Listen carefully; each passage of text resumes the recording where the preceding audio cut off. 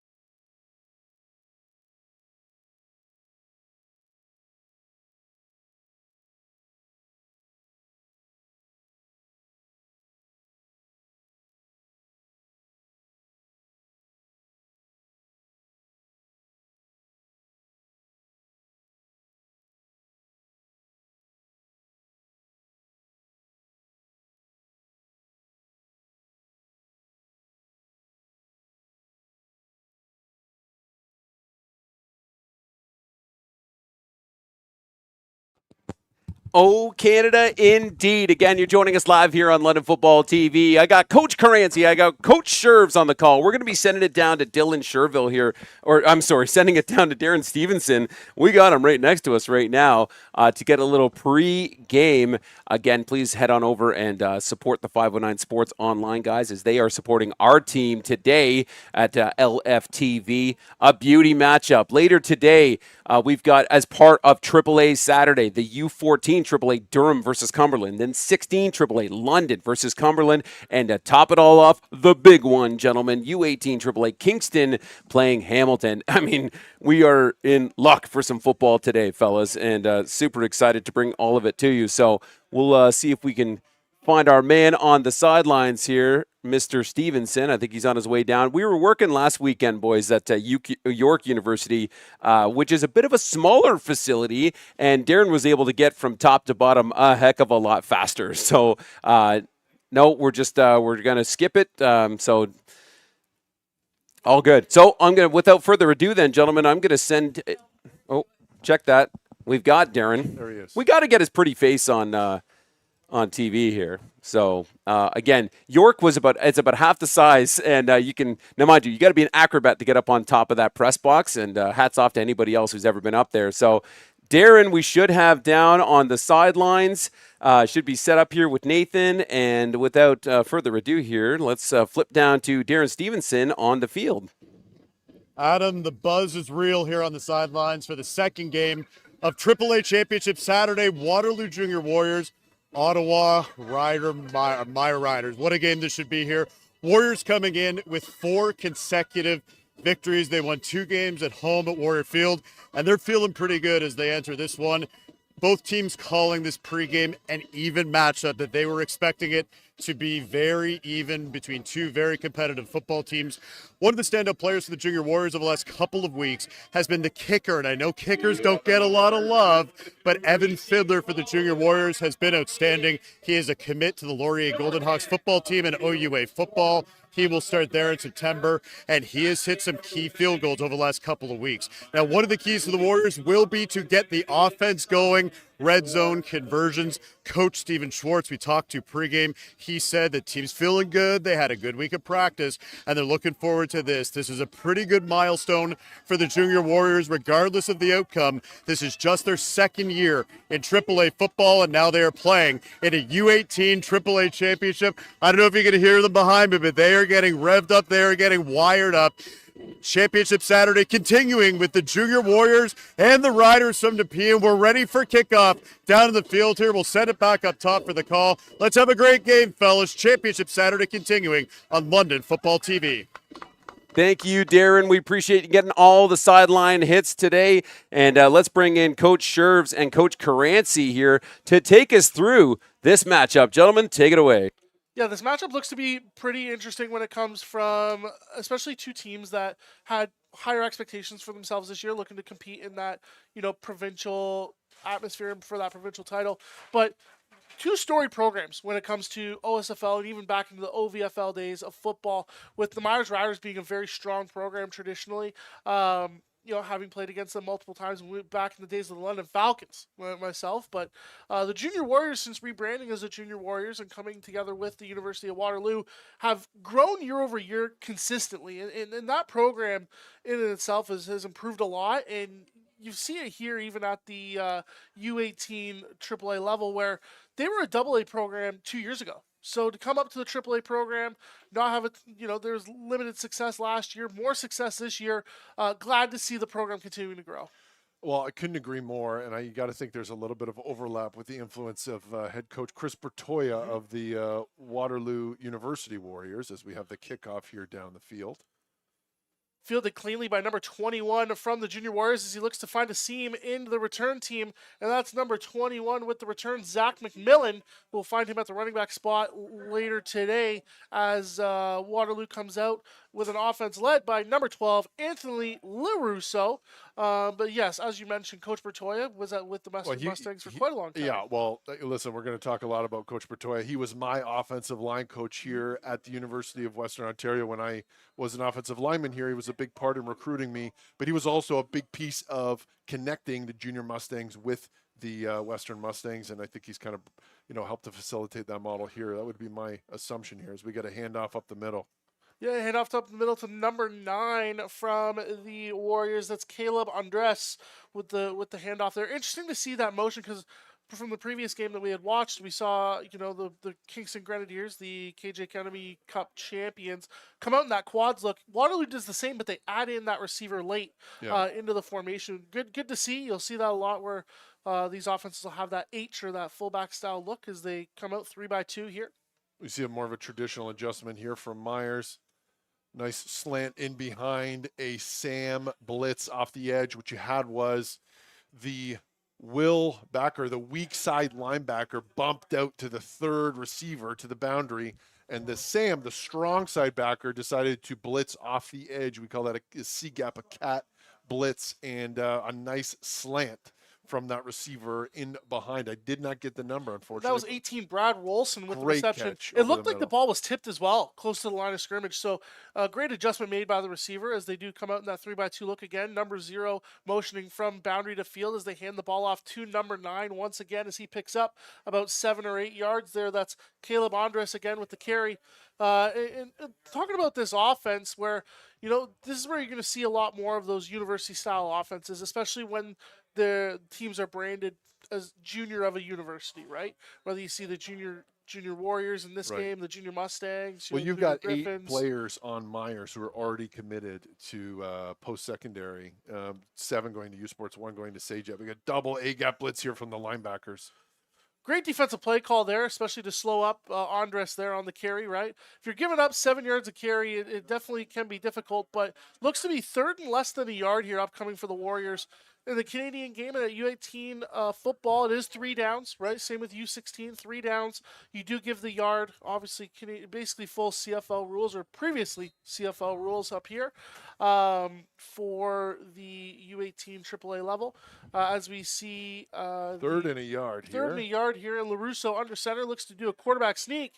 Stuffed on the first attempt. Looks like he may have been short. I think he's short. I also think he's short. Very impressive from the Riders' defense to be able to get that stop. If they do, we get the spot here by our closest line judge, number 63. It looked.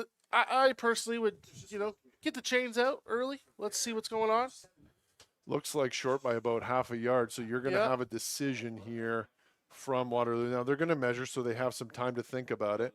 but you brought that double A gap pressure on second down. It disrupted things in the backfield, and that led to the third and short where they tried to sneak it and they didn't get it. You often see something like that work, especially when you have a yard off. Everybody always talks about it, but it's important to remember at this level. And so they're going to come out and measure. It looks to me, I kind of have the perfect angle here. I'm standing right above it. It looks to me just about a half yard short. So you're going to have a decision, depending on how aggressive the offensive coordinator is, whether or not they want to go for it, try and sneak it again, or do something else.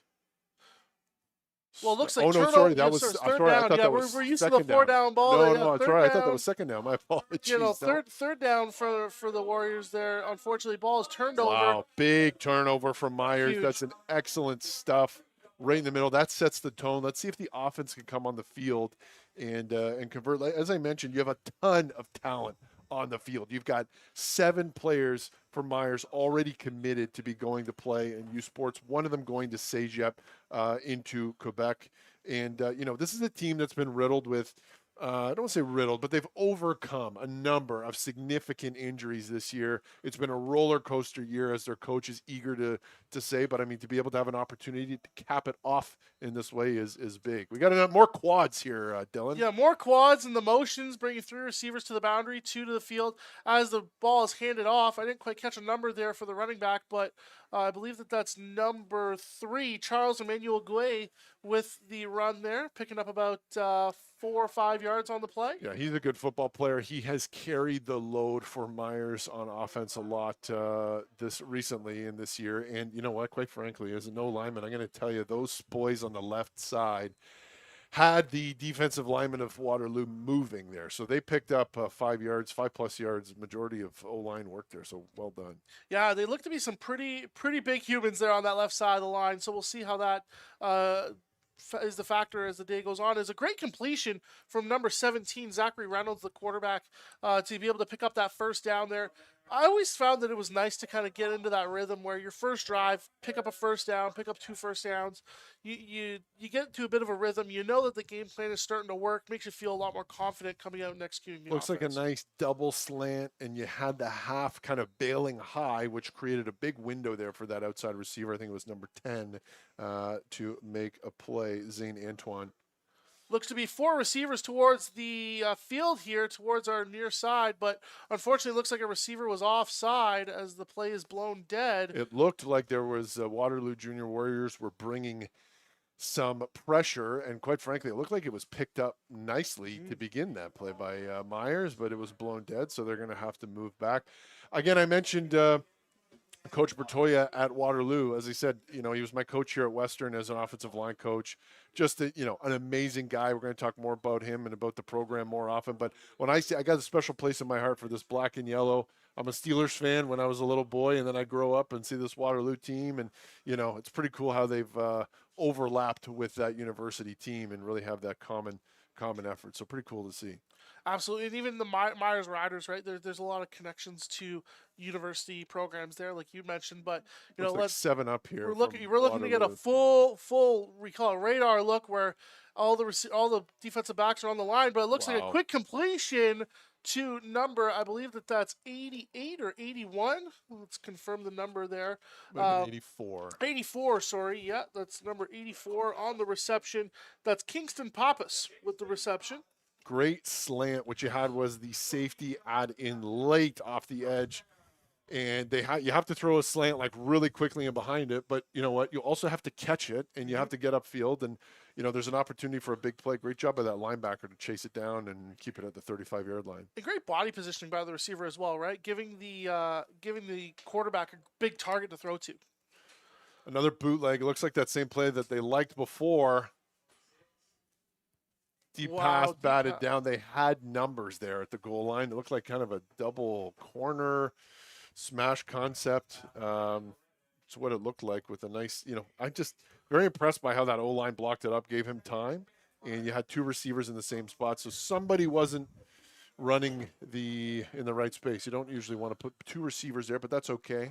you had a chance at a jump ball at the goal line, which is never. I'm more impressed never with a bad how the thing. quarterback was able to get the ball there. Oh yeah, Especially rolling to his left, being a right-handed quarterback. Definitely a more difficult throw that you're asking your quarterback to make. But a championship game, you can't hold anything back, and very impressive that they're trusting him to make that throw this early in the game. absolutely. As he drops back to pass, quick throw over the or over to the right side there, incomplete. Was targeting number 19, Oliver Haas, which is one of the players to watch on this Myers Riders offense. Haas, one of their leading receivers on the season. He is going to be a big factor today if they're able to get him the ball. I think they got him on that first throw of the day, that slant in behind, but that was the 2nd and 10.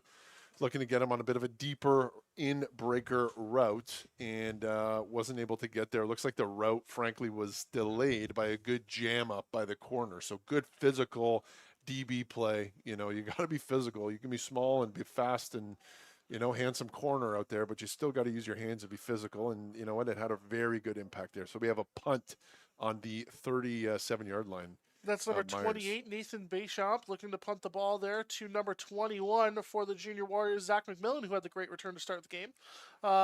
They kick it away from McMillan, they kick it to McMillan, and he's out of bounds at about the 17-yard line. Well, they were punting from around the 35-yard line there. So they were really trying to pin deep or even maybe score a point on a rouge there. The fact that Waterloo was able to get it out to around the 20-yard line, looks like the 18 or 19-yard line, that's a big play for them. So they will take that. They will take that to start their drive. So we've had a couple, short drives, a little bit of field position, classic, summer football. Mm-hmm. These teams in this route looks like well coached, looks like Waterloo's running the ball, but hey, we've had a little bit of a ping pong matchup, and we'll see what we can do with the second drive for the Junior Warriors. Yeah, again, looking like a 4-2-6 from the Myers Riders here, as it looks like to be a toss to the near sideline here.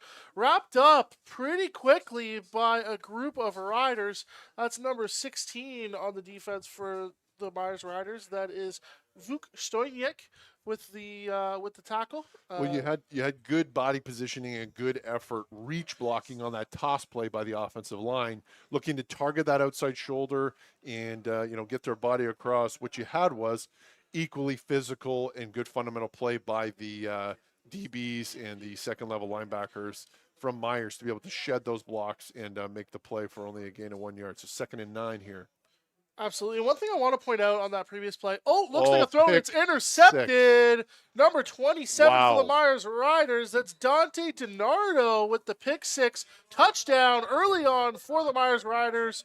That goes for 6 with 4 minutes and 57 seconds left in this first quarter. That looked like just some miscommunication there between the quarterback and the receiver. I'm not so sure. I don't know if he was looking for an out by number 18 there, the second receiver, or if he was looking for the first receiver to kind of hang out, but he threw it short, and that first receiver was going deep. That second receiver was kind of running a hook, so one of them either got the route wrong or the QB had it. It was a miscommunication. The fact that the Myers corner there was able to sit on that, have eyes to it, and let it come right to his chest and bring it back, that's massive. A pick 6 to start the scoring here in the first quarter. That is massive for the Riders. It's always nice when your defense adds into the scoring, right? It makes the offensive troubles a lot less urgent, that's for sure.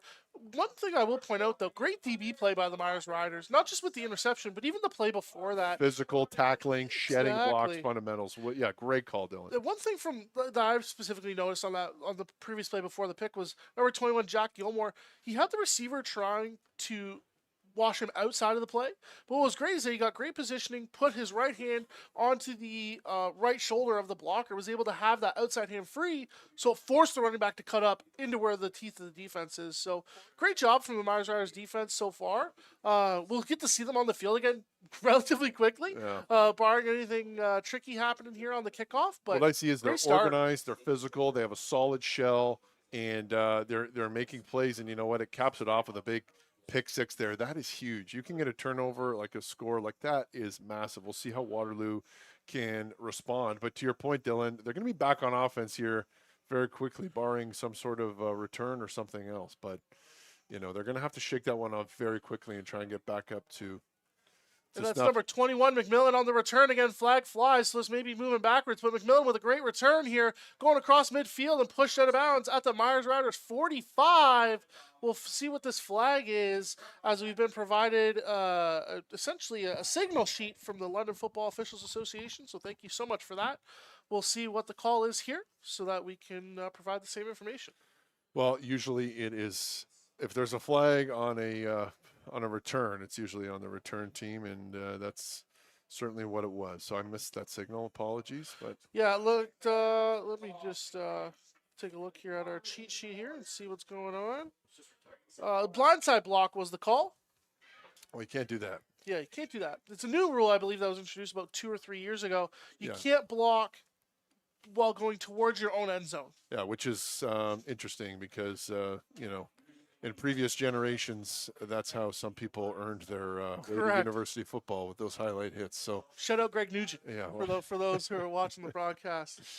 so anyways, you can't do that. They're going to start the play on their 19-yard line. You've got trips to the boundary with the will bumped out over the third receiver. Looking to run the ball here. Handoff goes up the middle, finds a gap, able to make the most of that space. And that was number 24 for the Junior Warriors, Wade McKenzie, with the carry that picks up a first down.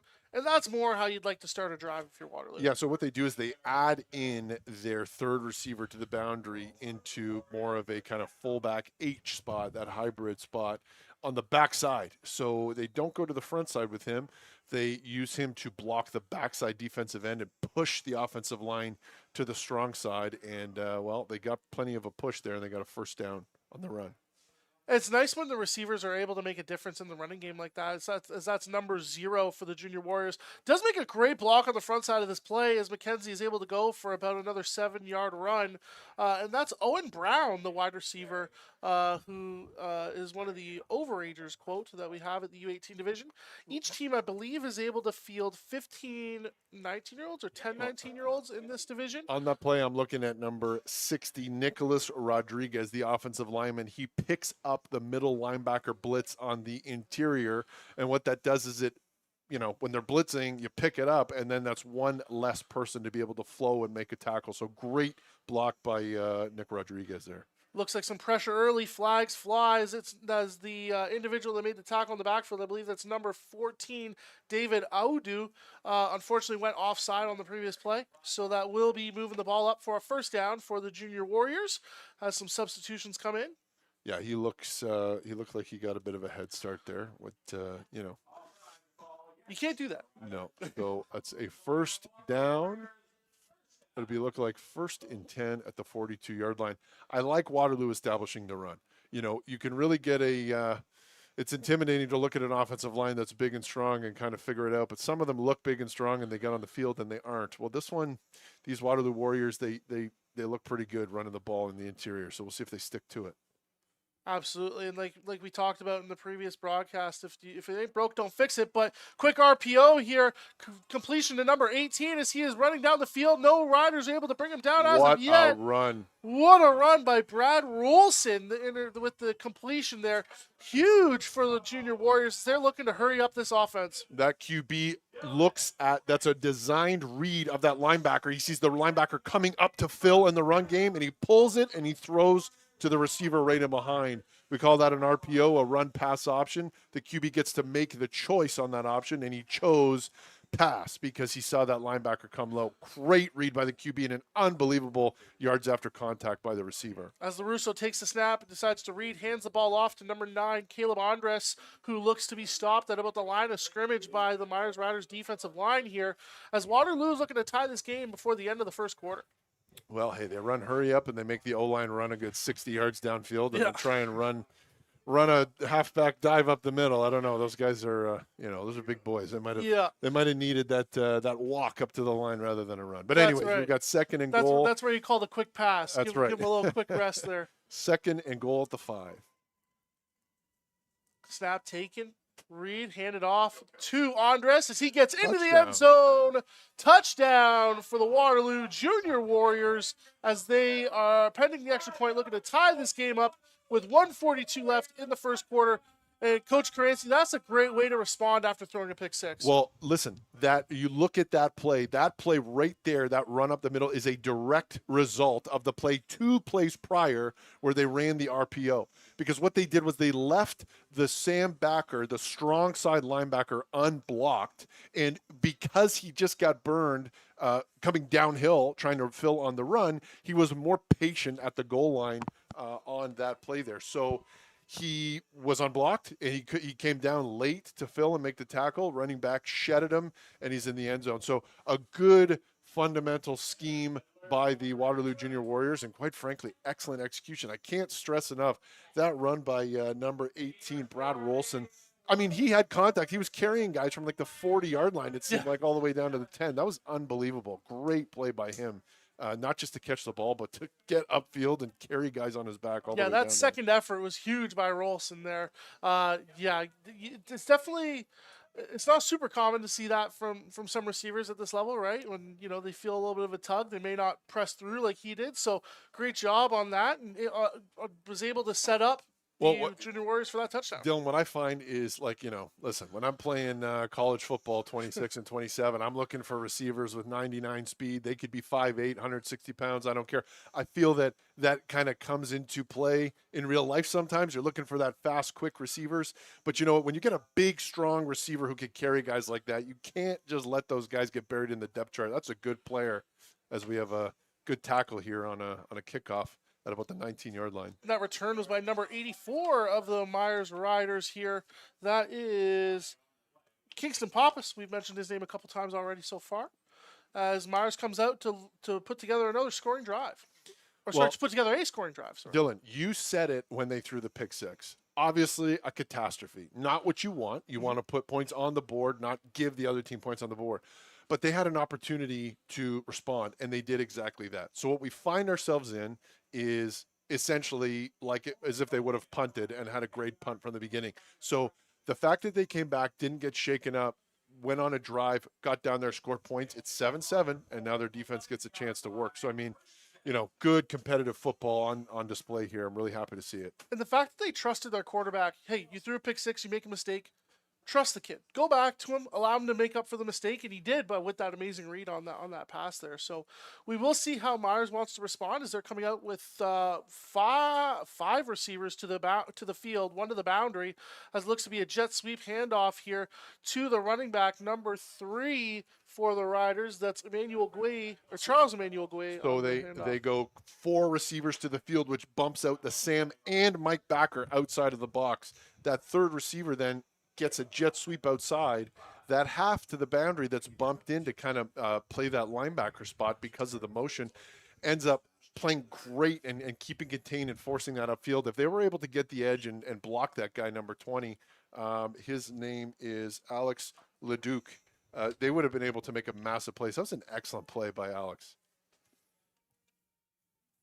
2nd and 5 here. Trips with the H there as Waterloo looks to bring pressure off the edge. Handoff goes inside, but the quarterback pulls it. Very similar to Waterloo's biggest play, as there's a completion. I believe it's to number 9 for the Myers Riders, who ends up going all the way across the 50 to the Waterloo Junior Warriors 40. That is number 9, Marcus Payant, with the reception. Unbelievable play. That was, you had a blitz off the edge, another RPO, where the quarterback is reading the backer, and that running back takes one for the team in the backfield there, which is when he gets tackled without the ball, it's as good as the best block you could possibly have. QB pulls it, throws it to the receiver in behind, and he takes off sprinting. Fantastic play, and quite frankly, a great play to chase him down by the defensive back, number 23, Ishmael Henry. And again, the quarterback even took a shot on that one too. The fact that he was able to get that ball out that fast is super impressive. Looks to be some adjustments made on the line of scrimmage by Reynolds as he's looking to communicate new routes to his receivers. Snap is completed. Pass is completed to number 84. We've said his name quite a few times today. That is Kingston Pappas with the reception. So the first time they ran quads, they bumped out the Sam and the middle linebacker. This time they only bumped out the Sam, number 23, the strong side backer, Ishmael Henry, and they rolled the safety over top. So that kept linebackers in. But what it does is give you less help over the top with a safety. And that's why when you can make a play like that, that's a big first down, and that's a great throw. So we got Myers driving here with good fundamental execution on their plays, and both coaches, I think, playing a little bit of chess, trying to figure out how are you adjusting here. We've seen different adjustments to these various formations, and you have to think they're going to have the answer to all of them. So I love seeing these coaches get in each other's head and see the players really execute as best as they can. Especially at this U18 level, right, where these coaches are able to have that chess match, where they are able to get into some more university style concepts with their athletes. It's really interesting to see the small adjustments, right? The streak that turns into a post, or the slant that turns into a sit. As we do end the first quarter here, tied up in this U18 AAA KJ Kenemy Cup final between the Myers Riders and the Waterloo Junior Warriors. Myers looking to drive and have their first offensive score of the game as they look to hand the ball off, but it is pulled by Reynolds, who completes it to Pappas again. Looks to be a short gain on the play. Well, great job again. I said his name before, Alex Leduc, the DB. I think he's playing half for Waterloo Junior Warriors. He had to bump in to the linebacker position from his spot outside because of the motion that they brought in with the second wide receiver. He came on to the field side, then he tried to slip back into the flats on a play action play. What did number 20 Alex Leduc see? He saw that and he got out there and he made the play. Like, that's good football, man. Like, that's really good play. Myers had a good scheme there. It just didn't work. Reynolds drops back to pass, throws the ball out towards the near sideline. It is complete. What a catch. Did he get his feet down? He did. He did get his feet down, and I believe that, again, is number 84, Kingston Pappas, with the reception.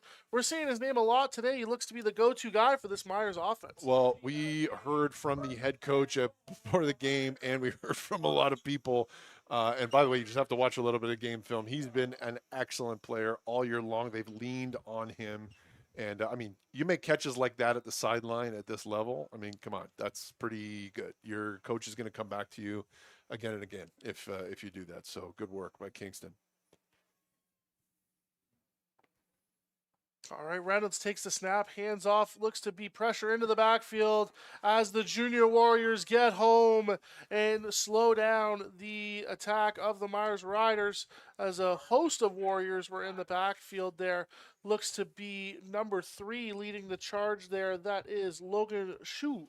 Yeah, you had a bit of an outside zone kind of stretch play. I kind of feel like a couple of the Myers Riders O-linemen went the wrong way, but anyways, maybe they didn't. Waterloo came through, and the point is, when you run that stretch outside zone play, you have to get vertical through that outside shoulder, and they didn't do that. They got across their face and they ate them up in the backfield. So it's 2nd and goal from the 12-yard line. And I've always found it, especially as an offensive lineman, that it's rather difficult when you do run those outside zone concepts, as Reynolds fires towards the end zone and is incomplete. Right through his hands. That's okay. He had contact. Great defensive play by a couple backers. Gavin Brokenshire from Waterloo Junior Warriors. But he had space, and it was in his hands. So there was a chance there. It just didn't work out, unfortunately. That looked like it was intended for Isaiah Redhead there, as Myers does look to bring out their field goal unit here to put themselves up by 3. Against the Junior Warriors. If they can score points here, that's a success. Points are good. You need them, and of course you wanted that touchdown, but you'll take a field goal here. Great play to make a big dent on the field, to flip the field and put points on the board. That was not a guarantee, and that doesn't always happen. So good work here. Let's see if they can convert. Low snap, kick is up and good, as the Myers Riders do end up taking the lead against the Waterloo Junior Warriors 10-7 with 9:33 left in this second quarter of the U18 AAA KJ Kenemy Cup between the Myers Riders and Waterloo Junior Warriors. Well, again, we've seen 2 RPOs run very successfully, where they've taken that pass option, they've flipped it in behind either the blitzing backer or the backer that's reading run, and both teams have flipped the field and ended up scoring points as a result. So now we have a 10-7 lead for Ottawa Myers Riders, and looking forward to this drive from the Warriors, who are going to take it on their own 35. Yeah, the Warriors elect to not have Myers kick them the ball, as they will start out on their own 35-yard line with a handoff that looks to be rumbling forward. That's number Unbelievable. 24 for the Junior Warriors. Moving his way forward, that is Wade McKenzie. We've said his name a couple times already. Just physical. That was, I don't know what to tell you. That O-line was driving. If you can have that all game. If I'm the offensive coordinator or the head coach, again, what did we say, Dylan? What was that old saying from Coach Marshall here at Western? Run it again. Run it again. Let's do it again. Yeah. If you're moving bodies in the interior like that, there is no reason to do anything else right now. So we'll see if they come back to it. But, man, this O-line, if I'm Coach Bertoya on Waterloo, I'm watching this going, wow, what are these guys all about? Let's make a phone call. As it looks to be the very similar play again, number 24, McKenzie tackled at about a little after the line of scrimmage there. So a bit of a split zone concept where you have the, that fullback half H coming back to kind of clear out that defensive end and have inside zone on the interior. You did not get the same movement as you had the play before. So you've only got a gain of a yard, but you've got 2nd and 9. So new personnel group coming in for the Warriors as well, as we saw Owen Brown and Caleb Andres come into the game for the Junior Warriors. With Brown, we've seen him add in as that third receiver to come in and block the backside of a lot of run plays, and Andres being the main running back here. As the quarterback drops back to pass, unfortunately sails it a bit above his intended target's head. That was Brody Brasser, who was really open underneath with that crossing route. Yeah, so a little crossing route, little kind of drive mesh concept there where you have 2 receivers on both sides of the field trying to kind of high-low. One comes over, one comes under. Again, that's always a great play.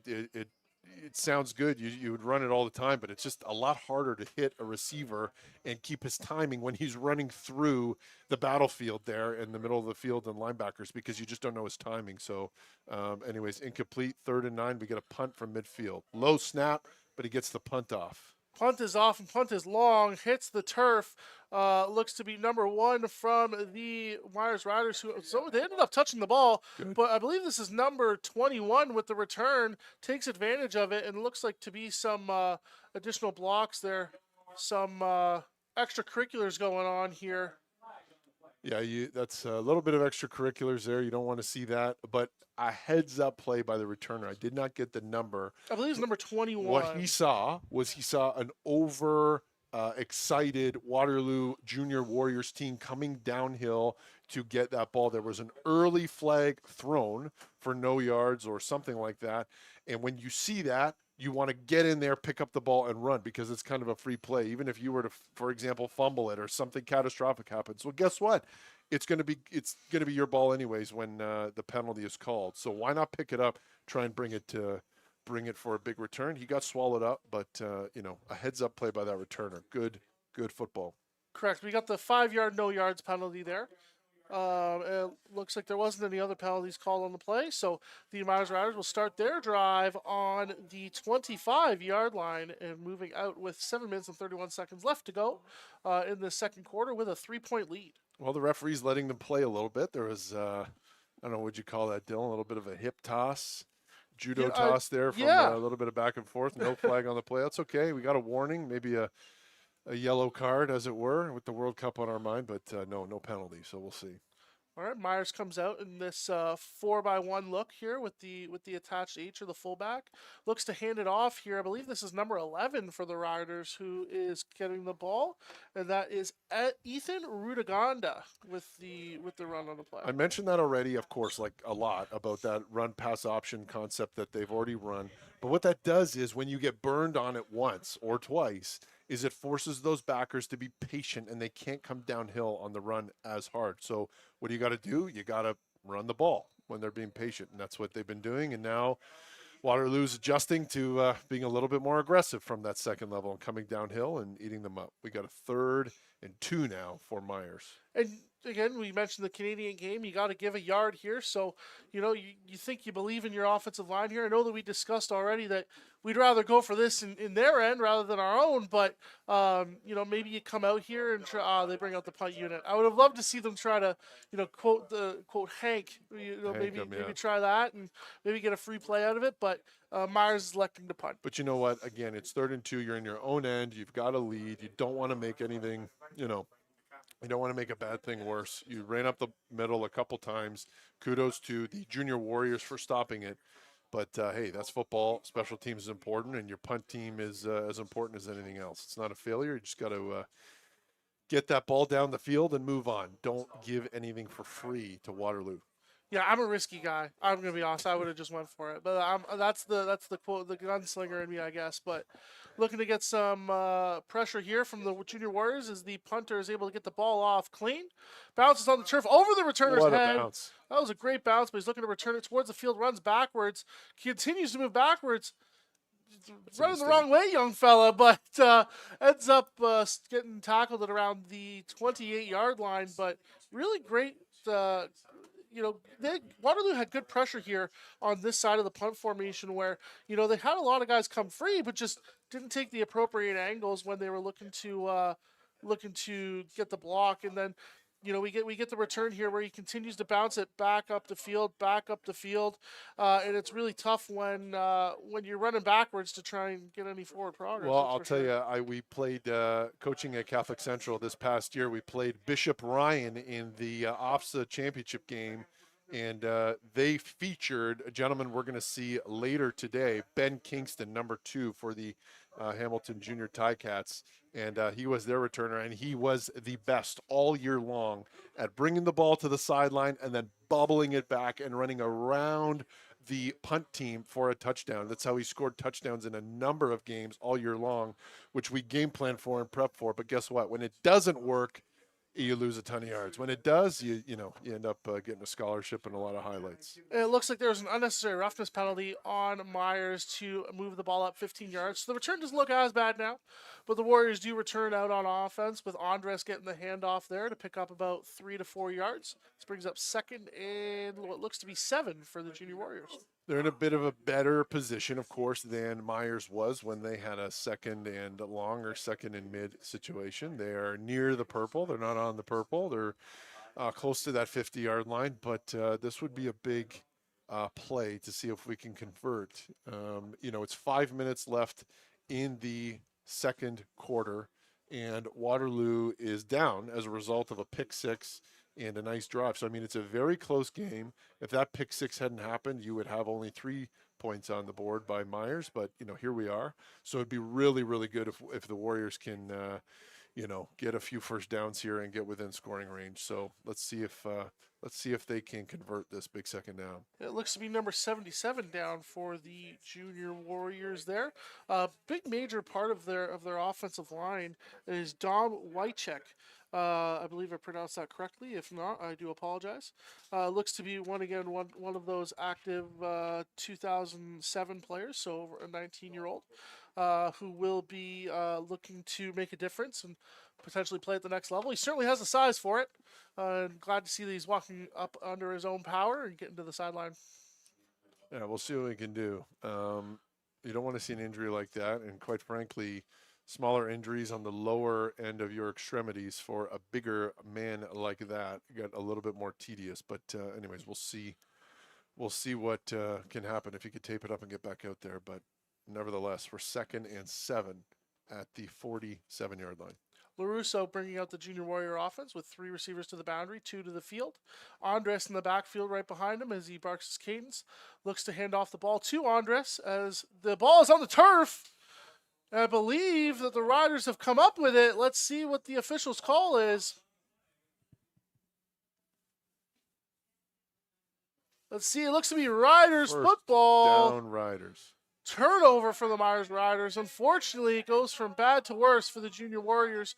You're down 3. You're driving. Unfortunately, coughed the ball up. Didn't quite catch the number of the individual that received the ball. But great defensive awareness from the defensive lineman to jump on that ball there. Well, you have another turnover, and it's a big one because, as we're saying, you had a huge opportunity to try and get the first down and move, or at the very least, get to 3rd down and punt the ball. But now you've given Myers an opportunity to have the ball in your end of the field on the 47-yard line, about the 48-yard line. And Reynolds comes on out with 3 receivers towards the boundary, 2 to the field, 1 back towards the boundary in the backfield. looks to draw the defense offside, drops back to pass, throws the ball out quick, and that's number 26 with the reception. We said his name earlier today as he was targeted into the end zone. That is Isaiah Redhead with the reception. Quick little pitch and catch here from the receiver, mostly because I think that they kept their line because the DB was so far off. Right, it looked like he was about 10, 12 yards off the ball. That you run those quick little hooks there, get yourself a quick pitch and catch, and move on to the next down. Well, that number 20, the half there for Waterloo, Alex Leduc, he's been in on a number of plays in the run game, especially when he's had to bump over and play in the linebacker spot. However, he is bailing, and they have hit a slant right underneath him before. They're kind of playing a cut coverage with him. So, that's another time when they've done the exact same thing. All right, Myers comes out and three receivers to the boundary, but huge tackle in the backfield. That is number 99 for the Junior Warriors with the tackle in the backfield. We'll get to his name in a moment. That is Wealth Oneiwu Osai. My apologies. No, hey, not my apologies. That's well done. The guy's name is Wealth. He's going places. Correct. Right? That's a big time play from a big Rich in play and player. spirit. Yeah, Great come on, job. man. You eat up an O lineman like that, make a play. Like, you know what? You're going to play a lot of football. That's right. Myers coming out here. Three receivers, including what we traditionally call an H towards the boundary. Two to the field as they look to motion towards the field now. Pop is coming across the field. Reynolds drops back to pass, throws it over across the middle screen here. Pappas has some room. He's running down the sideline and is pushed out of bounds at about the 7-yard line. And we've said his name a lot today. Kingston Pappas with the reception makes the most of that middle wide receiver screen. That's a great play to get your best athlete the ball in space right over the middle. My buddy there, Cameron Spears, the O-lineman's got to keep moving and keep running upfield to make that block. In any case, O-linemen make the blocks down the field and create a lot of space for their athlete. Now you're first and goal at the 8-yard line with a nice greasy middle screen. And great way to sell the screen by Reynolds, right? Continuously dropping back. What we tell the defensive lineman is if the quarterback keeps dropping back, expect something over top of your head. As there's a quick boot. Whoa, that's a big play. Alex Leduc, yeah. physical. I mean, some people call him for a penalty. I think that's a good physical football play. Correct. And you know what? If they throw the flag, so be it, because the consequences are too grave. So great play. That kid's a player, number 20. Wow. Yeah, he's popped off the field so far. Like he's definitely made it known that he's here, he's ready to play, and he's one heck of a player. I've got Definitely him here impressive as so far. an active overager. So he is, he's an 07. Would not be surprised to hear that he's already committed somewhere to play football. Yeah. 4 receivers to the field, including that H. 1 to the boundary with the running back.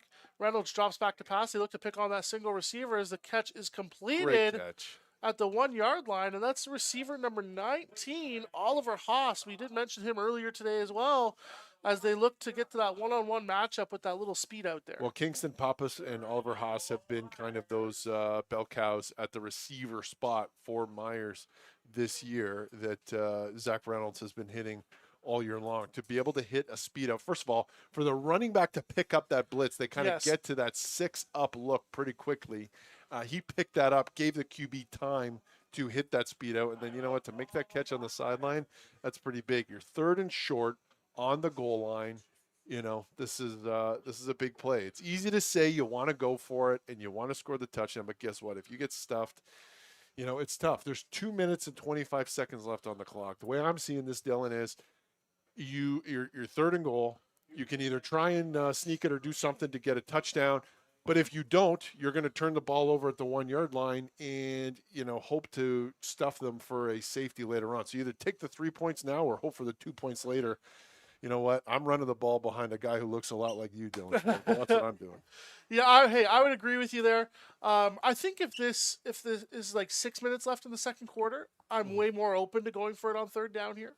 But because of how short or how little there is left on the clock, that may create some indecision. But personally, for me, again, I'm very similar to you. Run the football, trust in your big fellas up front. The defense has to give a yard. A fella who coached both of us, well, you know, we would say we're in our primes. JP Cisalli down at Windsor would say, if you can't get me a yard, I don't know if I can put you on the field. Yeah. Well, it's easy to say you want to get the big boys going when they're up against, Wealth Onaiwu Osai. It's a little bit difficult. So we got the sneak Reynolds looks to move forward. stuffed. It looks like he was short. See, they ate him up right in the middle there, Waterloo. Like, that is a massive play by Waterloo. Huge play to prevent 7 points from Myers, who have yet to score an offensive touchdown here, by the way. That would have been their first, and it is no longer. 1st and 10 at your own 1-yard line. You only have 109 yards to go. Now, I will say this. I don't. We can obviously coach from our couches as much as we like, right? But I don't think the quarterback sneaks the answer there. I think you trust your running back to have a head of steam and push through the hole there, right? Turn around, hand the ball off. But interesting decision there by Myers. But at the end of the day, right, they can still try and attempt to force a safety, still score 2 points, maybe get the ball back again before the half. So Waterloo, with the offensive lineman's heels in the end zone, look to operate their first drive as they hand the ball off to number 24, who ends up cutting it up off the field side there. And we've mentioned his name a few times already. Wade McKenzie with the thundering run there to be able to at least get some breathing room for the Junior Warriors. Yeah, well, hey, that's a good run. That's exactly what you need. You can't really spend a lot of time on your own 1-yard line, and you don't want to get too innovative on your own 1-yard line. You want to do some things that you can rely on. So they shift over to quads, safeties, the halfbacks up to high safety, and they're kind of trying to do the same thing here. Motion by number 17 across the field as they hand the ball again, but big thundering hit. I believe that's by number 0 for the Riders, and that is Noah Sheary with the tackle. That's a thundering hit against a back who's pretty much, running downhill and had been, punishing the teeth of that defense. Yeah, you've got 3rd and 1 now. I'm probably not going to go for it, but anyways, forgetting about that. I mean, this is exactly what you were hoping for from Myers, to try and force a 3rd down inside their own 10-yard line and see if they would. I think they're going to try and draw them offside. Yeah, maybe. Nope, they do it, man. Go for Holy. It looks like he's short.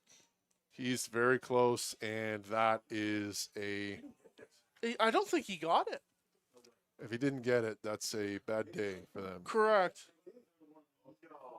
They're giving it to him. Okay, I guess with forward progress. You knew that the ball started at the 1-yard line, and now it's at the 11. So, I mean, I don't know anybody who's been able to add 10 to 1 and come out with the right answer, but it seems like a first down. Yeah, correct. got a lot of individuals maybe disagreeing with the call up here, but with the first down, Junior Warriors allow themselves a little bit more breathing room. I think we all know who's getting the ball here. It might be McKenzie, but I wouldn't be surprised to see that RPO come out again. Yeah, this number 17 is getting a workout here, just orbiting over.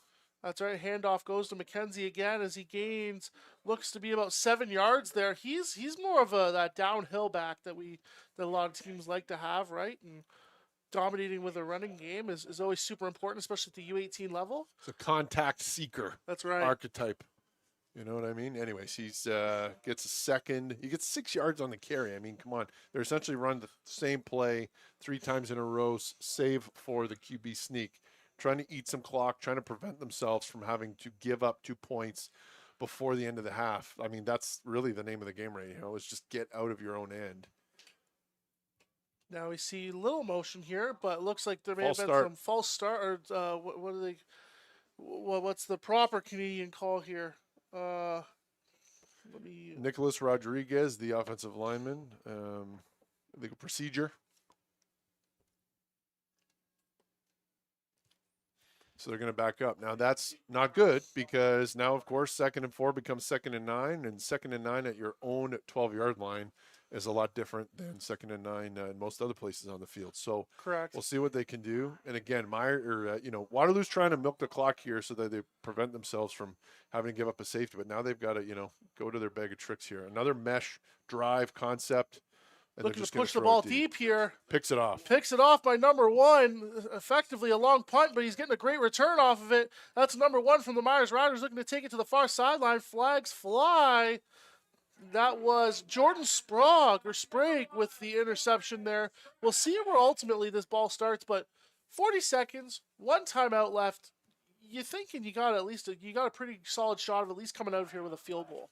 Well, yeah, I mean, you hit it on the head, and we have a flag here, so we don't know exactly where they're going. They spotted the ball at the 26-yard line. We will see where they end up starting, depending on if there's a illegal block on the return.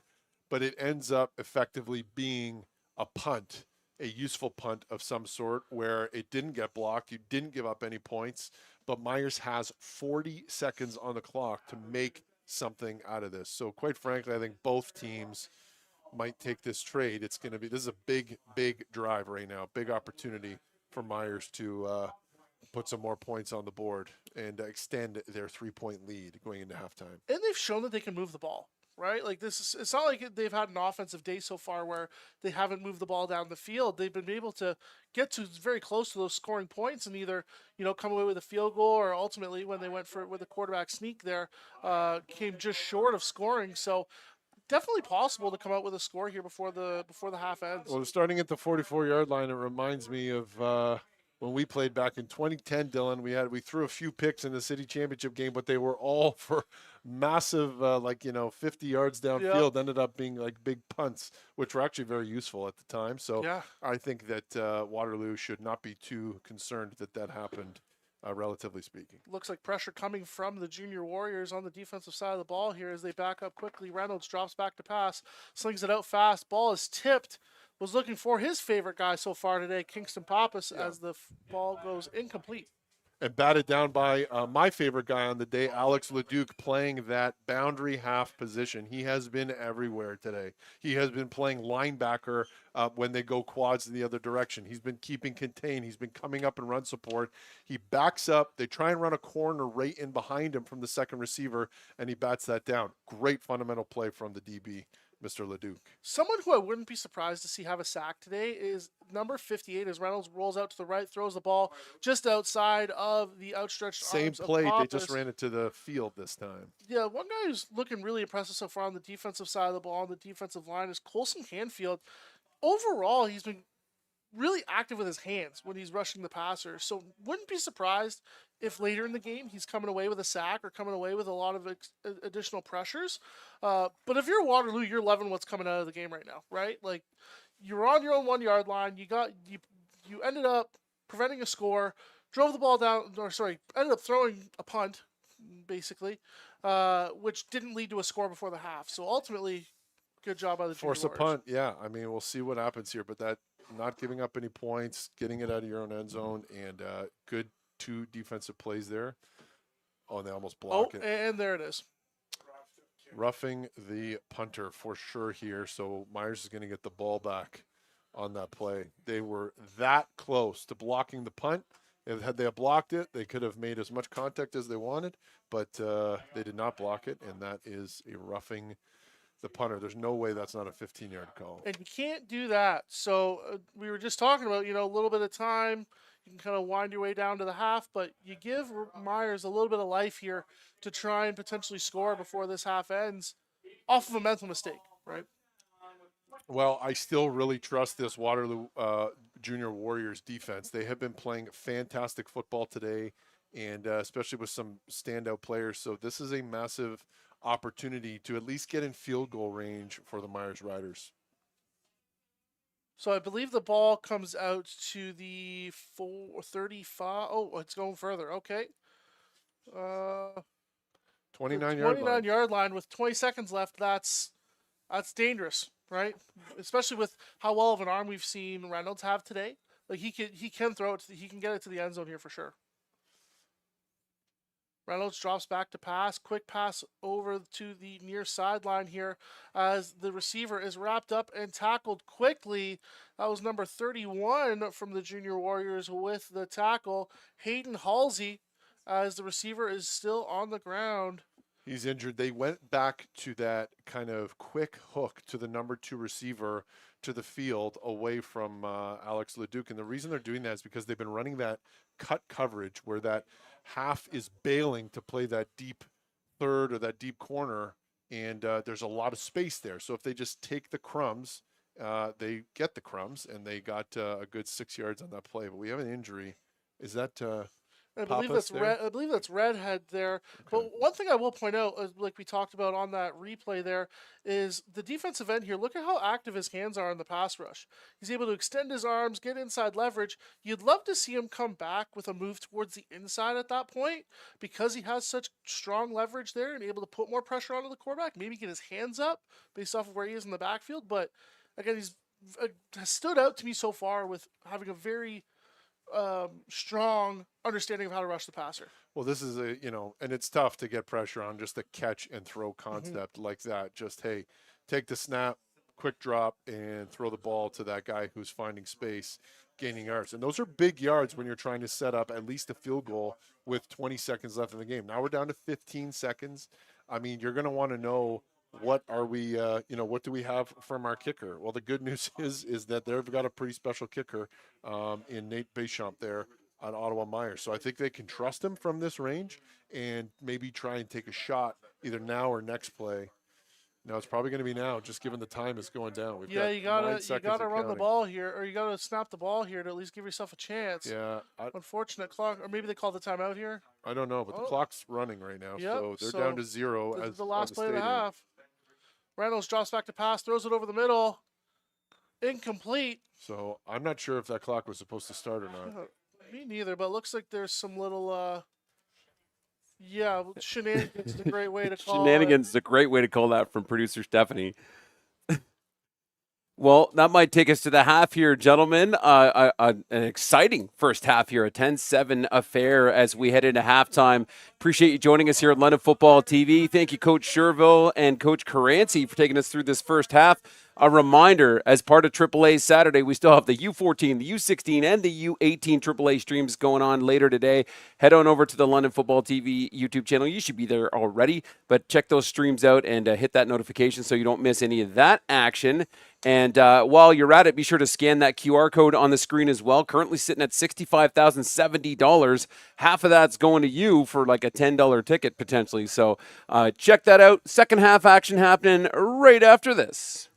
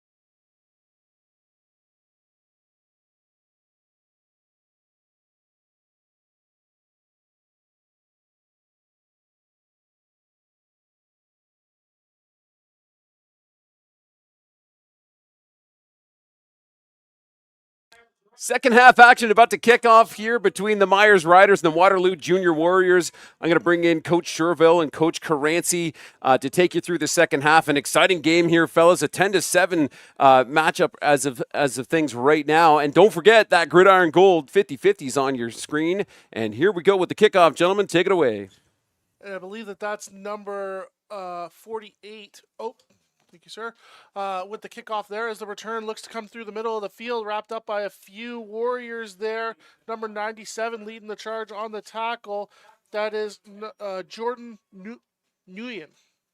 I've been so impressed by this Warriors defense to this point. The only reason, the main reason that Myers has the lead is, of course, that pick six. Mm-hmm. Otherwise, they've held Myers to really one big play at that RPO where they ran it down the field to put him in field goal range. And they've had a couple stuffs. They've had a goal line stand. I mean, they look great. I'm really excited for the second half. Yeah, like you mentioned in the first half, Coach Bertoya there at Waterloo got to be super excited to get both number 20 and number 99. Number 99, we've been told, is affectionately called Big Mike. Yeah, Big Mike. I'm a big fan of Big Mike. I am a big fan, as there looks to be an incompletion and a pick intercepted by number 23 to start the second half. There is a flag potentially on the field, but that was an interesting bounce there, caught by Ishmael Henry, a linebacker playing that safety spot there. There is a penalty. I believe it is on Myers. Yes, it's on Myers. So they're going to wave it off. O-lineman is a little bit concerned, but there's no effect. It's declined, and that's a massive play. Ishmael Henry has been playing that strong side linebacker position earlier in this game. I'm pretty sure that's a position he was there. I missed that replay, but in any case, a big pick on the tipped ball and a big play by this Junior Warriors defense. Like just an incredible effort by them so far. And as I said, first play of the second half, they end up getting the ball back for their offense. And that's why you work on the tip drill. That's one of those EDDs, the everyday drills that DBs like to work on, right? So Waterloo coming out on offense here. 3 receivers to the boundary, 2 to the field. Quarterback drops back to pass, airs it out here towards number 0. Oh, he picked it. No, he didn't. Oh, no catch there by number 21, Jack Gilmore. It looked close. He thinks he got it, and if he actually got it, that would be unbelievable. Correct. I want to see this replay, but that was a nice corner route. He had him. It was a little bit underthrown. I think it touched him. Did it? Okay. Yeah, when he was rolling over top of it, maybe. Anyway, close. Incomplete pass. They had him on the corner, but I mean, again, it's easy to get open on a corner. It's another thing to throw it and catch it on time. That's Anthony LaRusso leading this Junior Warriors offense. Here again, 3 receivers to the boundary, 2 to the field, 1 back behind. RPO as he flips it back out, as was the major play in the first half for the Junior Warriors. That's number 18, Brad Wolson, with the reception. Two safeties high there for Myers, but they didn't stay high. One came down to kind of rob something underneath, but he was on the other side of the field. In other words, if they would have thrown that slant or run that play, flipped it, they might have been in a position to get an interception there. But of course they did not. And that was a great little catch on the slant by the number 18 from Waterloo. New running back in the game here for the Junior Warriors, number 21, Zach McMillan. We were given some information at halftime where he is one of their studs. And we get number 0, the overager, Owen Brown, running over some Riders defenders en route to a first down for the Junior Warriors, as there looks to be a Rider injured on the field here. That is number 0, Noah Shirley, who has played one heck of a game for them so far. Well, Owen Brown catches that ball and just gets upfield and, keeps his feet moving. I mean, if you're a receiver or running back and you could do that, keeping your feet moving on contact, I mean, you can make a lot of big plays. That gained a lot of yards. That's a statement play. And all of a sudden, in this second half, the Warriors, being down 3 points, go from kicking the ball off to Myers. All of a sudden, they're 1st and 10 inside the Myers 20-yard line. So it looks like that's number 0 from Myers, Noah Shirley, who's hopping off the field on 1 foot, which is not what you want to see. Hopefully that young man can get back out there in short order. And what we've seen so far from Waterloo is just a series of adjustments, right? Especially on the offensive side of the ball, where, they go from running, deeper routes to then handing the ball off, running some more gap scheme type of runs in their offense, to then even running split zone, right? They've shown a lot to this Riders defense, and even from personnel changes, right? With having Owen Brown come into the game or have him subbed out and different motions. So interesting to see how much Waterloo has thrown in and how much they've had installed in their offense. But to make those adjustments to have this good of a drive coming out of the second half is very impressive. Another run up the middle where they got that kind of orbit motion from the number 2 receiver running around. Number 17, he's hard to miss as he's got that white helmet on, and they run up the middle and they get a good gain of about 5 yards. So you're 2nd and 5 inside the 15-yard line. And they got Rolson and Brown lined up on the same side, and that number 17 motioning again, that orbit motion that we talked about, Brody Brasser, as they hand the ball off to number 21. What a run. And what a run. That's a touchdown for the Waterloo Junior Warriors. Zach McMillan going into the end zone there. And we were told at halftime that this is one of the guys to watch, and he makes it known that he's going to be an impact player in the second half. So what they continue to do is they line up 3 receivers to the right, and they orbit motion the second receiver on the left over to make it 4 receivers. And the adjustment from Myers is not to bump the half into the box. They bump the half high, which puts 2 safeties high, and it kind of takes a guy out from that could be in the mix. And they're really giving them numbers inside the box and giving that Waterloo Junior Warrior team an opportunity to establish the run. So all of a sudden, we're 14-10 with a Myers team down 4 points that has yet to score an offensive touchdown. So, I mean, this is a big way to start the second half. It's exactly what you wanted if you were Waterloo, and not how you drew it up if you were Myers a few minutes into the second half. Yeah, definitely not the way you want your defense to respond coming out of the half, for sure. Again, like you mentioned, that too high look, it takes a defender out of the run fit. And what we mean by run fit is, you have the offensive formation in the box here or in between the hashes, where if you're taking someone who traditionally could have played that one of those backside gaps and you move him over top of the defense, what'll happen is that there's essentially a gap that could either be unaccounted for or someone who can't come in and also make a play or make a tackle. So when you end up going too high, you do give up a little bit in the run game, and Waterloo was able to take advantage of that. Well, they probably 5 or 6 of their last run plays have been the exact same kind of motion to get to that too high look.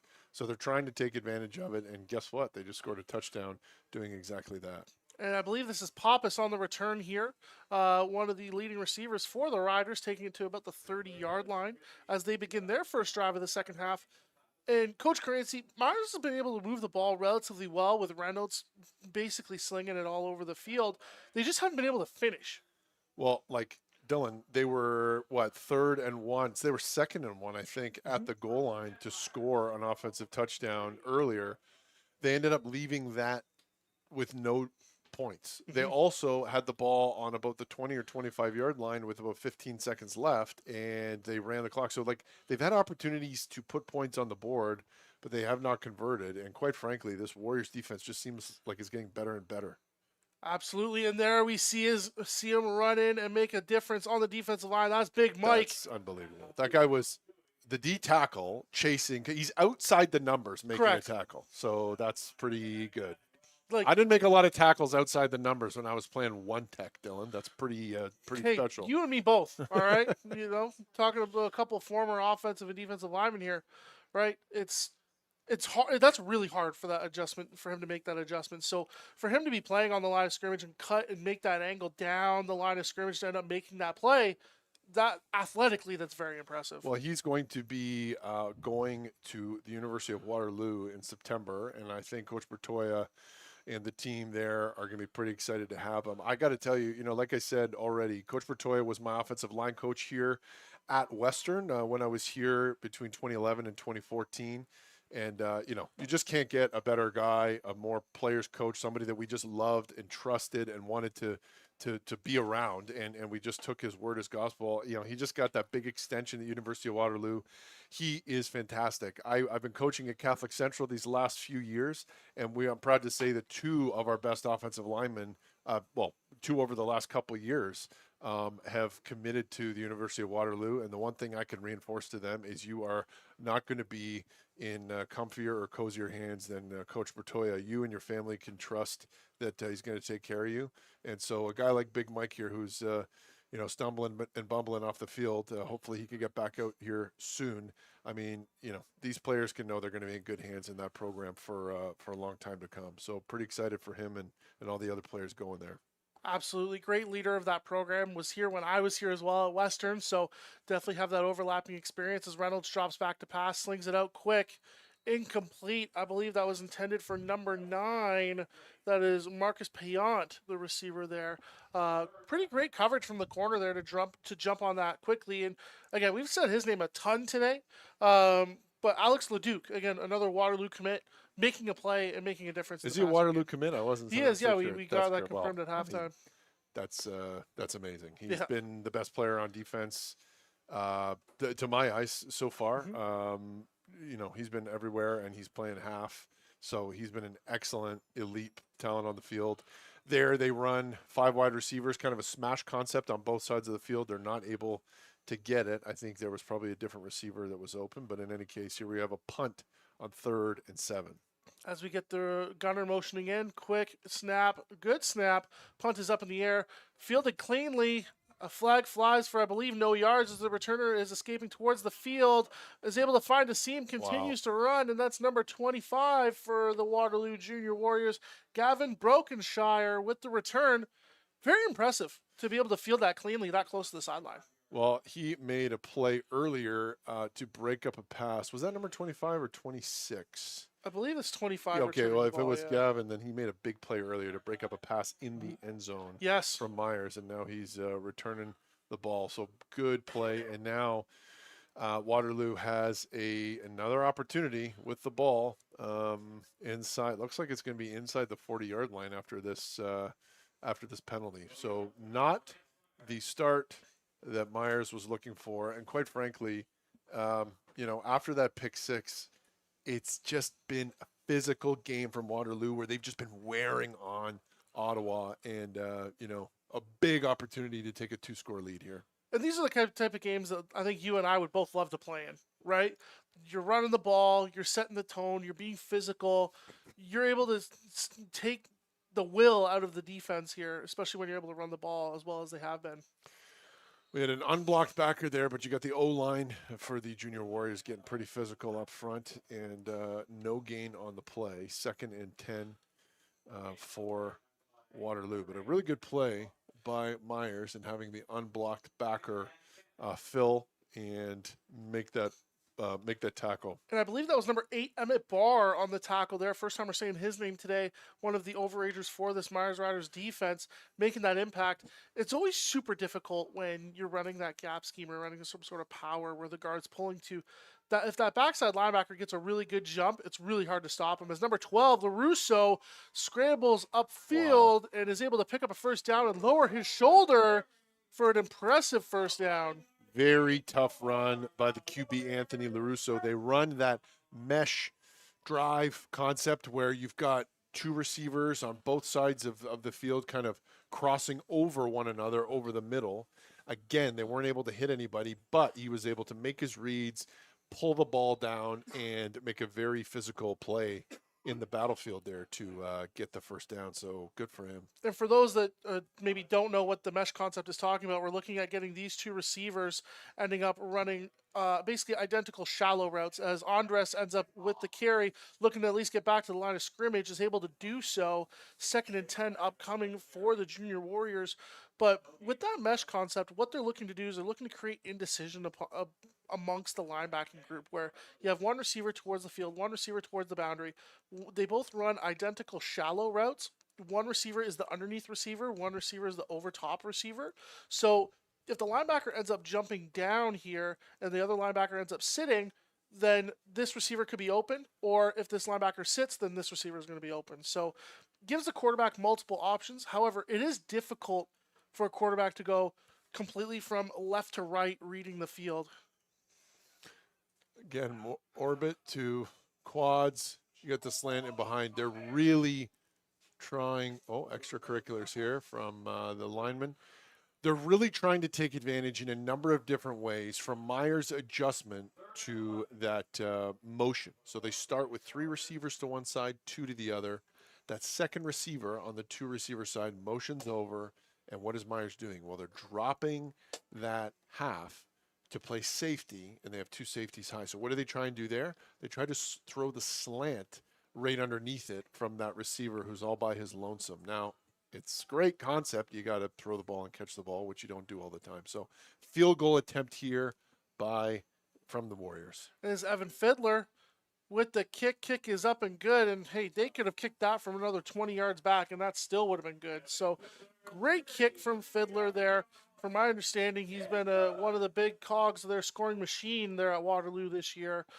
Great kick, great way to put them up by a full score now as the Waterloo Junior Warriors lead here in the U18AAA KJ Kenemy Cup, 17-10 with 6 minutes left in the third quarter. Well, it's been a very eventful first half of this third quarter where they get to take a 7-point lead. Waterloo takes a 7-point lead against a team that is still yet to score an offensive touchdown.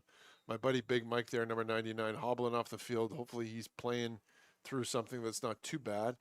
But you know what? This defense now has an opportunity. They entered this half down 3 points. Now they're up 7, and they have an opportunity to just absolutely shut it down. And I think it'd be tough to bet against them right now anyways.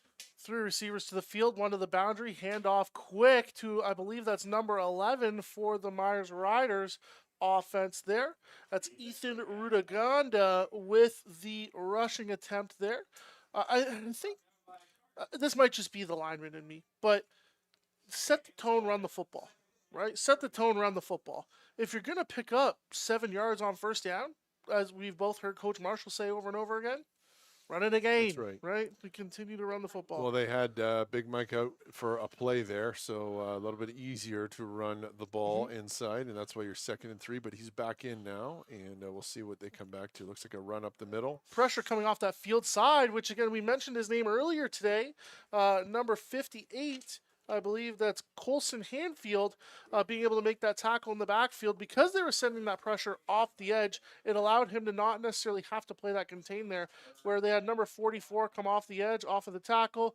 Loveland cuts into the B gap, ends up able to make that stop in the backfield for a loss, causing the Riders to bring out their punt team once again in this second half. Well, that's why we say when you're playing offensive tackle, you're really on an island out there when you're the front side of an inside zone or some sort of run concept, and you've got to block that in because they have a 2-way go, and you don't know where the defensive end is gonna move, especially when you see a blitzer or a linebacker coming off of the edge. Of course, that means the defensive end is gonna shoot inside. So, anyways, when you miss and the defensive end is able to come in free like that with a really good play, well, they end up stopping a 2nd and 3 and forcing a 3rd down punt from the Myers Riders. And we'll see where this ball ends up gravitating to, whether it's towards that sideline and number 25, Gavin Brokenshire, or it's a fake punt. Rumbling, stumbling forward. I believe that's number 61 who ended up running with that ball there. I saw 61, Javian Valois. What a run from the young fella to get themselves a first down. That's a great play call. Well, hey, you're down 7 points.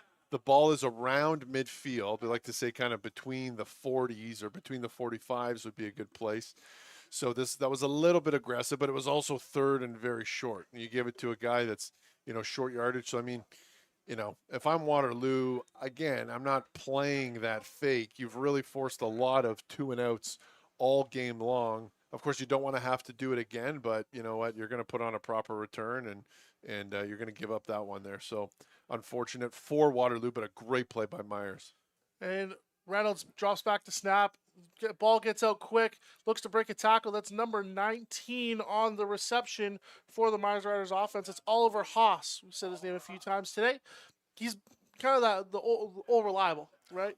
Whether it's Pappas or Haas getting the ball there, they got great hands. Haas, that bigger figure, right, has bigger stature as a receiver, able to, put his body between the ball and the defender and make a quick catch. Well, they've got Ishmael Henry now playing safety. He was playing a linebacker earlier in the game. He came down, delivered a pretty big finishing blow there on a tackle. But another second and short, it looks like. I would expect a run here, but you know what? They got to move. Especially with the tight end towards the boundary as well. Waterloo looks to bring pressure. The run happens. Number 3 ends up bouncing it back towards the field, cuts upfield, and is able to pick up quite a few yards there for the first down for the Riders. That is Charles Emmanuel Guay with the first down. Gui is how you pronounce the last name. My apologies. Great. It was great for him to put his foot in the dirt and cut back on that. That play was designed to go to the boundary. Yeah, they were running to the boundary. It was kind of maybe a zone concept where he was patient. He was able to see what was in front of him, and sometimes there's nothing in front of you or everything, depending on how you want to see it. He cut back the space, and he gets the first down. Reynolds booting towards the right.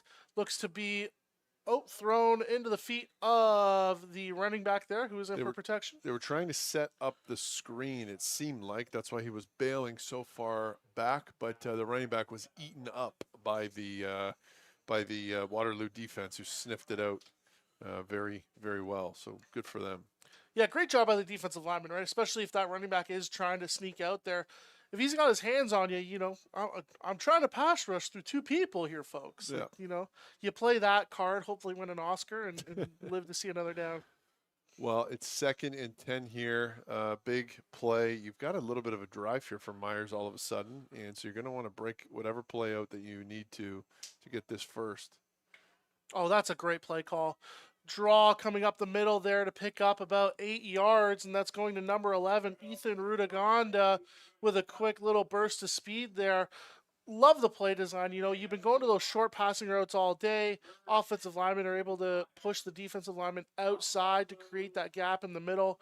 Great job by the Riders of play calling. 3rd and 1, well, 3rd and maybe 1.5. Let's call it 2. They bailed on that halfback. They would have had that short route. They run the draw up the gut. They're going to go for it on 3rd down here. I think a play action would be kind of the move, because this front has been doing really well for Waterloo. Yep, quick throw right over the middle with the linebackers coming up for run support. That's a good play, good call by Myers. That's what you needed. That's number 41 with his first reception of the day. Brady Turnbull listed as a fullback, and we got some shenanigans, extracurriculars going on the field there. Tempers can certainly fly when, for some of these kids, it's their last game of their U18 career, right? So they want to put it all out on the field and allow themselves to be physical, and that's number 23 that we've mentioned a few times on this Junior Warrior defense, Ishmael Henry, coming down from the safety spot with the aggressive tackle there. He's been very physical for this defense. Well, they're going to discuss here, because what he did was he was wrapping up the ball carrier, and he did a bit of a hip toss tackle. I don't think that was the penalty. But what happened was the Myers O-lineman came in and gave him the business on the ground, and then he started swinging punches back. That's what I saw. So you're going to want to have a discussion amongst the referees and decide what to happen here. But you know what? You can't do that either way. So I wouldn't be surprised if I saw an ejection here. Ultimately, as an offensive lineman, you take pride in defending your guys, right? But you also got to know when it's too far. Right, or when it's too much. Well, I would, listen, it's a tough game out there. You have to keep your emotions in check. There's no emotion that's going to help you get anywhere, but I'm not going to preach to the people that are out there in the heat of battle, because Lord knows we've all made our mistakes and errors, but this is going to be a complicated one for the refs.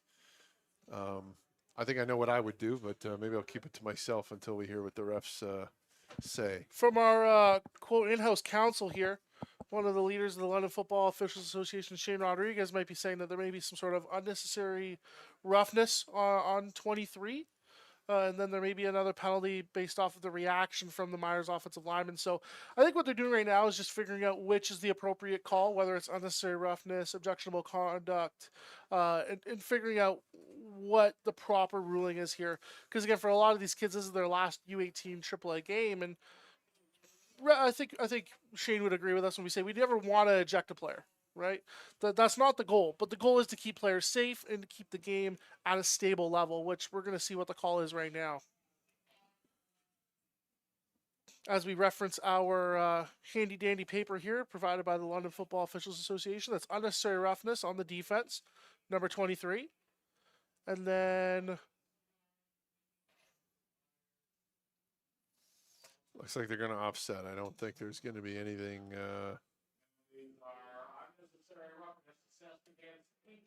So 2 unnecessary roughness calls. They're going to call it even, and they're going to move on. But looks like they're moving the ball up. So it looks like there was 2 URs against Myers and 1 against Waterloo. Oh, no, 2 against Waterloo 2 and 1 against- against Myers. Yeah. Correct. Sorry. Yes, my bad. 2 against Waterloo, 1 against Myers. So then the 15 yards gets moved up for the Riders, puts them in better field position to potentially tie this game at the end of the third quarter with 1:12 left here at Western University Stadium in London, Ontario. Couldn't ask for better football weather today. Yeah, I mean, this is for summer football. This is about as good as it gets in the end of July. It's, I mean, it's hot, but it's not crazy hot. This is what you expect for an end of July game, or what you hope for. So 3 receivers to the boundary, 2 to the field. Reynolds takes the snap, drops back the pass. Oh, ball is tipped and in the air. wow. Luckily, falls incomplete. I believe he was targeting number 18 in the end zone there. Big body, Haas. So a bit of a drive concept where they have the underneath drag route and then kind of a deeper in from the number 3 receiver. I'm not sure who he saw open, but in any case, the ball was tipped and didn't make a bad thing worse with an interception or anything like that. So we are 2nd and 10, and I think Myers will take that. Yeah, 2nd and 10 rather than an interception. I think every coach will take that, where we have 4 eligible receivers towards the field, 1 to the boundary, rollout pass, tipped and incomplete. Tipped by who, Dylan? Yeah, exactly, right? This kid's been all over the field. That's the second corner route that he has tipped. That one would have been potentially catastrophic for a touchdown had he not been there. And, of course, I'm talking about number 20, Alex Leduc, who gets his hands up, doesn't get too greedy going for an interception or anything like that, bats the ball down and prevents a touchdown. That is a massive play. If you're a defensive player and you're playing that position, that play is about as good as you can hope for, preventing 7 points from being on the board, especially when your team has a 7-point lead. So incredible play by Alex Leduc. And we're not sighing out of disappointment. We're sighing out of impression. Yes. This kid's play today has been incredibly impressive. If he continues to develop the way he has been, and the kick goes off the uprights, goes from bad to worse for this Myers Good offense. pressure on the kick from Waterloo. Obviously, they did not block it, but, I mean, just the fact that you're coming upfield as fast as you are and can bring that pressure, game of inches, baby, makes it keeps it a 7-point game. Absolutely. And then when it comes down to the Waterloo Warriors offense, or Junior Warriors offense coming back out, I believe the individual who was injured earlier in the game is back on the field for the Junior Warriors. So that's good to see him back and in the game. And this Junior Warriors offense was rolling last series, but they do come out in a different personnel look as Owen Brown is making his way off the field. Well, I think that the Warriors will take that. They'll be pretty excited about that block and the opportunity for their offense to get back on the field. So you've got 17 motioning over early, of course, 2 safeties high, and you've got press on this corner. I don't know why you wouldn't just be taking a shot here. Nope, they're running the ball. Hand the ball off. You got 1 less than the run fit. You got a back in the backfield there who wants to run people over, as he picks up about 9 on the first down carry. Very impressive. We said his name quite a bit today. That's Wade McKenzie, the running back there. And Waterloo kind of has a stable of backs in this backfield, whether it's number 21, Zach McMillan, 24, Wade McKenzie, or number 9, Caleb Andres. They've all had success today. Well, you know what? You get a lot of success when your offensive line is as big and physical and strong and organized as these guys are. So, that's kind of what you want instead of what we used to see with 30 carries a game from certain running backs. You want to be able to diversify and have guys like this fresh in the third quarter heading into the fourth with a big run up the middle like that. I hope he held on to that ball just because I didn't see it. No, he did hold on to the ball. There we go. Yeah, great First down great first for down. Waterloo. And that's an attitude play, right? Like that's a play where you hang your hat on it as an offensive coordinator and say, look, like I want my team to be physical. I want my team to want to run people over. And as you mentioned, the offensive line is performing at that high level, and the running backs are taking advantage of it. Yeah. Well, hey, they're running the ball. They're moving it. They're getting it up to midfield. The Warriors are taking a 7-point lead into the fourth quarter. So by now we kind of know the way this game is going, of course. We could see who's having success, who's not. And Waterloo seems to see, something out of Waterloo or out of Myers that they continue to try and hammer. Now, whether they can execute or not, it depends on drive to drive, but big drive here by the Warriors. Well, you mentioned that too high look when traditionally, right? I think you and I can both agree when we've seen teams go too high, we want to run the ball. You right? have to. I mean, that's what you're looking to do. I mean, obviously, it's a little bit different given the fact that there's 5 receivers on the field for the Warriors. But I mean, they go too high, they're picking on it. They're either throwing a quick hook underneath, or they're throwing a slant in behind, or they're just running the ball up the middle with that O-line. If this O-line wants to, they could just take over and finish this game. So we'll see if they get that opportunity. You've got 2-on-3 or 3-on-3 here on the outside. As they hand the ball off, I didn't quite catch the number there. I believe that's number 21, Zach McMillan, who was a pretty bell cow back for them earlier this year before getting injured. But glad to see him come back from his injury and still perform at a high level. You've got a first down. Wow, they got the first down by a hair, and that's exactly what you want.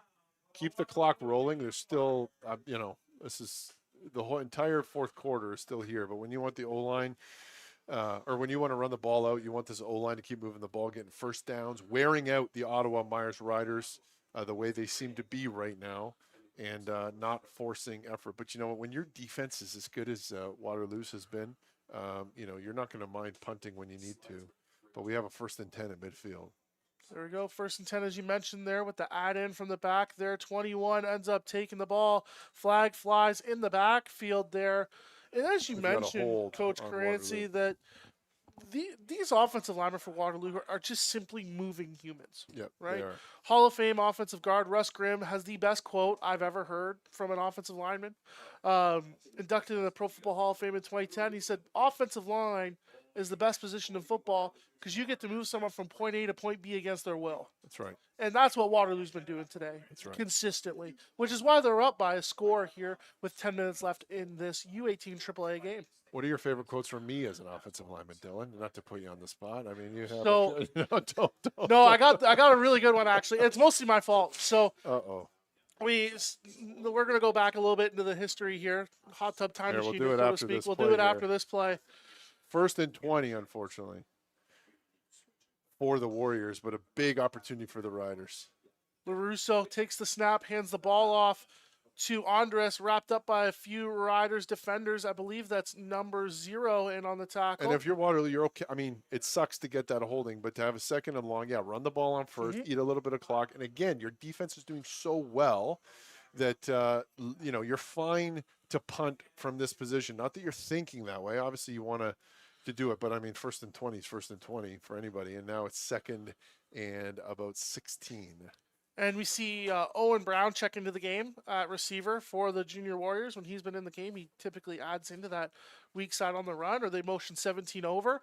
Like they get to that too high look there, look to take advantage of it. LaRusso drops back to pass. Some pressure. Looks to be a screen by number 9 who breaks a tackle going up the near sideline, breaks another tackle, breaks another one going down the sideline, has blockers in front, and looking to make a trip to the end zone, but is stopped just shy on about the 13-yard line. Some post-whistle activities going on, but no flags thrown. What a play.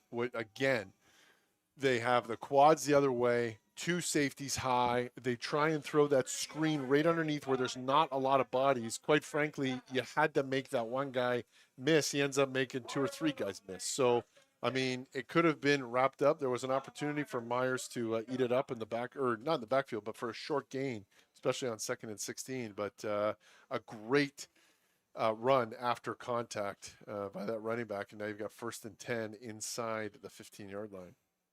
And as we see the motion going over there with 17, go back to that too high look, hand the ball off to number 24, Wade McKenzie, going off to the right side, the near sideline here, as he picks up a few. Look to be about 5 or 6, as it's 2nd down and 3 or 4 for the Junior Warriors. Now, they can pick up the 1st down and still be within goal to go. So they do have 2nd down and about 4 here and can still pick up the 1st down and reset the downs while looking to score here. Well, Dylan, again, this is a massive opportunity. You're the O-line. You're going to be given an opportunity here to run the ball. They're going to be they're in a 50 front now, for God's sake. So they're going to try and run the ball up the middle. Oh, they're not. RPO'd him. Well, there we go. Incomplete. Now it sets up 3rd down, unfortunately. But unfortunately for Waterloo. And now that's a great stand by Myers. Yeah, I would think you kick the field goal here, right? You put yourself up 2 scores officially. Yeah, you got to go up 2 scores. And I would think that got your PAT team on there because you're not probably going to have a return. You're going to want to kick it out the Hopefully back of the not. end zone. So That's right. You definitely want to get this field goal and go up 10 points. 10 points is a huge 2 possessions against a team that hasn't scored an offensive touchdown is massive. So let's see if Myers can try and block this. Fiddler lines up for the kick. Bobbled snap. Wow. That's unfortunate, and that's one of those plays that can bring the momentum Bobbled back. snap. Myers is through the roof. What a fantastic turn of events for the Riders. Very disappointing for Waterloo. Again, let's think about this in context. You know, they had the ball at midfield. They could have punted and been in this position. It's not the worst thing. But, I mean, for Myers, to keep it a 1-score game, you will take the ball anywhere on the field under that condition and not be down 2 scores. Now you have 7 minutes and 30 seconds, whether it's this drive or another one, to find a time and a place to convert and score. And that's a massive turn of events. You could have had a 2-score lead there, and you didn't. So Myers has a chance. So we'll see if they can take advantage. Reynolds looking to command the offense again, number 85 in motion. That brings us to 4 eligible receivers towards the boundary. 1 to the field, handoff quick up the middle as he looks to escape a few tacklers, get to the 2nd level and beyond. Looks to pick up a 1st down on the run there, and that is number 3, Charles Emmanuel Gui with the run there. And going back to my favorite Nathan Crancy quotes. My favorite one is actually, sorry, we'll get into it in a little bit, hopefully. But whoa, what a play! Alex Leduc bats it down. This kid is phenomenal. Yeah, this guy's an animal. There are very few DBs that I can say that I've seen that have played as well as this kid today, and all of them are playing at the next level. So it's definitely not surprising that he's going to be playing at Waterloo next year. Yeah, well, you know what? Myers comes out in that kind of diamond quads look that, you know, you would assume is a hitch. And guess what? It was a hitch screen. Mm-hmm. And he shot down and he batted it down. And he also followed it up potentially with thinking it might have been a fumble as a lateral, but it was not, of course. So we've got 2nd and 10. Ooh, slant big hit right over the middle and incomplete. Yeah, number 6, a little bit worse for wear there.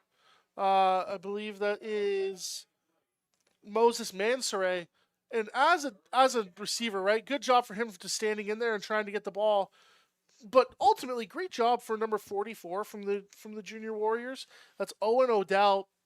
You could have, done some serious damage there, right? Well, hey, he's down on a knee right now, so glad he's catching his breath. Mm-hmm. But, when you throw a slant into the linebackers and all 3 linebackers are in the middle there, I mean, that's going to be a tough day if the linebacker is able to be physical and bring it down. Like, I mean, I'm looking again, we're talking about Alex Leduc playing half, and I'm thinking to myself, how is that guy not playing a linebacker as good and as physical and as smart as he is. And I'm thinking to myself, well, it must be that Waterloo's linebackers are just, better for him in that position. And sure enough, of course, they've been, all over the field. They've been stopping the run. They've been doing a lot of good things here, forcing Myers into another punt situation. So good play to break up that slant by number 44, Owen Odell. And I will note that Myers does have an eligible individual that can break the no yards rule and potentially recover the ball if this kick is short. No, it was not short. It went right into the hands of our old buddy Gavin Brokenshire, the guy who's been returning a couple in the past and broke up a huge play. Now that we see how the game has unfolded, broke up a huge pass earlier in the game in the second quarter. Now he has the return, and it's going to be 1st and 10 for the Warriors. And overall, it's been a true team effort here from Waterloo, right? There hasn't been, one individual. I mean, we've spoken a lot about Leduc on defense, but overall, the defense has played great. The offensive line has played outstanding. It hasn't been just one person that has kind of stolen the show for this Waterloo team. And same for Myers as well. They've had multiple guys catch the ball. We've said a few names a lot of times, but, they've spread the love with the ball, so to speak. Well, when you have a defense that's able to work as a unit and it looks like we're having some clock troubles here, or we were. A defense that's able to work cohesively as a unit and an offensive line that's able to get 3 different running backs a ton of yards. I mean, that's kind of the dream here. Absolutely. As they go back to him again to pick up a short gain there. That's number 92 from the Myers Riders with the stop for a minimal gain. Good job to see the defensive line step up there because, again, you're only down 1 score. There's 5 minutes left as time is ticking, but you do end up being...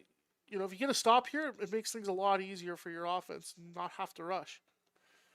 Well, you know what? They're definitely in control of this operation. When your offense like Myers is as stymied as it currently is, that, you just Waterloo's able to just take control of the game and hang on to it. Late shift by the Myers defensive line, and then they go back to Andres in the backfield there. As the pile is moving, he's keeping his feet going. And now it looks like forward progress has been stopped. It looks like it'll be 3rd and about 2, 2.5, third and about 2. I think if you come out here, you could potentially kick a field goal, right? With how good your kicker's been.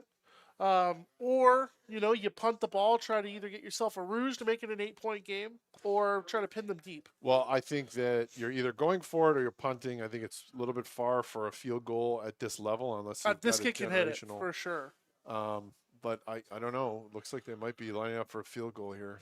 Yeah, I'm not surprised to see them try the field goal here. This kicker is incredibly talented. This would be a 43-yard field goal, which, you hope that if he misses it, they get down and cover. But this is also a great opportunity for Myers.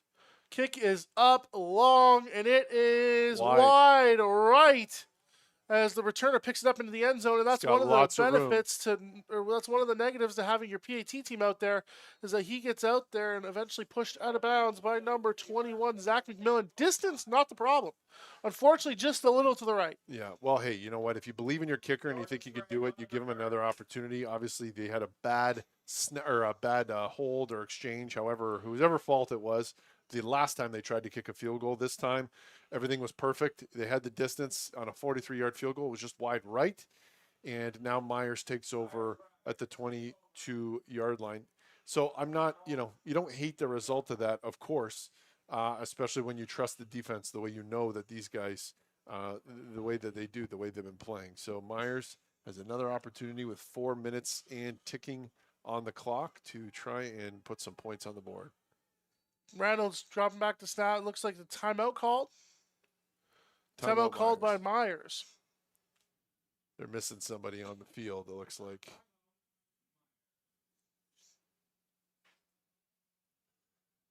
Looks like a lineman was not out there. Kind of hard, but maybe there was a late substitution. Not sure. It looks like maybe one of the coaches and the players were deep in conversation, not realizing that the game was back on. Yeah, correct. So now we're at 4 minutes flat with the Warriors up 17-10. Again, the Riders with a pick 6 and a field goal to get their 10 points. The Warriors with a field goal and 2 offensive scores. Whoa, sorry, a little bit offside there. Sorry about that. The yeah, number 85, just a little bit offside. Jackson Pastilli just not realizing that they were in a Hank call or a fake hut before the play, a dummy call, as they say. And that's something that'll get you off the field real quick as we see him jog off to the sideline there. Yeah, especially after a timeout. Correct. That's not what you want. Yeah, the mental mistakes definitely have added up for Myers here, whether it's the bobbled snaps or the missed touchdown they could have had a 3rd and 1 here. And again, of course you want to reduce mental mistakes, but as we say in teams I'm coaching, it's like, hey, you just got to move on. You got to go now. It's 1st and 15. It's not cataclysmic. Slant in behind that half that's dropping into cut coverage, and the ball's right in his hands and he doesn't catch it. So. Marcus Payant was the intended receiver. Great ball, great spot. Just catch it with your hands, right? Typically what most receiver coaches will tell you, not your chest. So now you have a couple mental, well, no, not errors. I mean, you had a mental error on the offside and just a drop ball from receiver. That means you've got 2nd and 15, unfortunately, on your own 16-yard line. So Reynolds looks to command the offense. Snap taken. Drops back to pass. Deep pass over the middle. Deflected by a defender. That is number 4 for the Junior Warriors. Blake Moores. We were told pregame that he was one of the key defenders on this Waterloo defense, but just calling his name now. Incomplete pass brings Dylan, up 3rd down. So here's an interesting one. I mean, you're on your own 17-yard line. It's not too close to your goal line, but it's kind of close enough.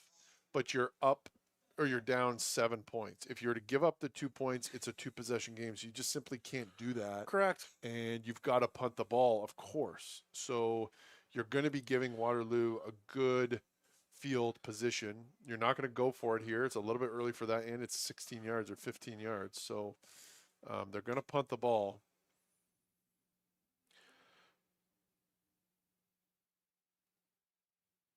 I like punting towards the field here. I think that's a great choice, but very high punt caught by what looks to be a linebacker on their punt team as number 27 looks to break a tackle, but is tackled by a group of riders there.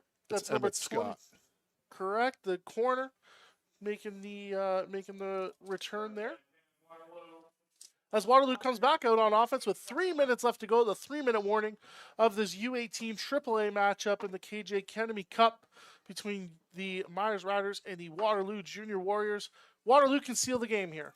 They absolutely can. They have that opportunity. They can go down. They can score points. Points of any nature are going to make it a 2-possession game, and that's a big deal. Ottawa, you could see how demoralized they may be on defense, especially given the struggles on offense, but they need to dig deep and have it happen one more time. They need to stop these guys. Looks to be a handoff to number 21 who finds a break in the defense, ends up going for a long run there. Would have loved to see him hit the gas, drop the trailer there and go to the end zone, but makes one cut too many and is tackled. That's Zach McMillan. You would have loved to see him kind of break this outside here when he comes through here to break it out, but unfortunately the receiver not quite engaged with his block, so takes the safer route and ends up getting a 1st down for this Warriors offense. Yeah, the linebacker was shooting off the edge. He was out of position by design, and that just, that would have been his gap, and they were able to just gash him right up in the middle. 4 receivers to the field, 1 to the boundary, 1 back in the backfield behind the quarterback as LaRusso commands the offense. 87 adds in. 21 takes the ball for a carry, ends up picking up about 5 yards there on 1st down to bring up 2nd down in about 5. Well, that's a good run. We had quads to the field. They added back in that 4th receiver, who was really their fullback H position, to kind of block that backside edge and allow your offensive linemen to kind of push their inside zone scheme kind of forward. And they ended up gaining 5 yards. So we've got the clock ticking. It was at 2:22 when it started. And they're in field goal range, although they've been twice and they've missed twice most recently. So boundary half blitz. Looks like they were offside. Yeah, they tried to time it up. Both halves decided to go, which is an interesting call. You kind of got to, disrupt somehow, but they were offside. So that's either going to be a first down or it's going to be 3rd and inches. So we'll see where they measure it on the 5-yard offside call.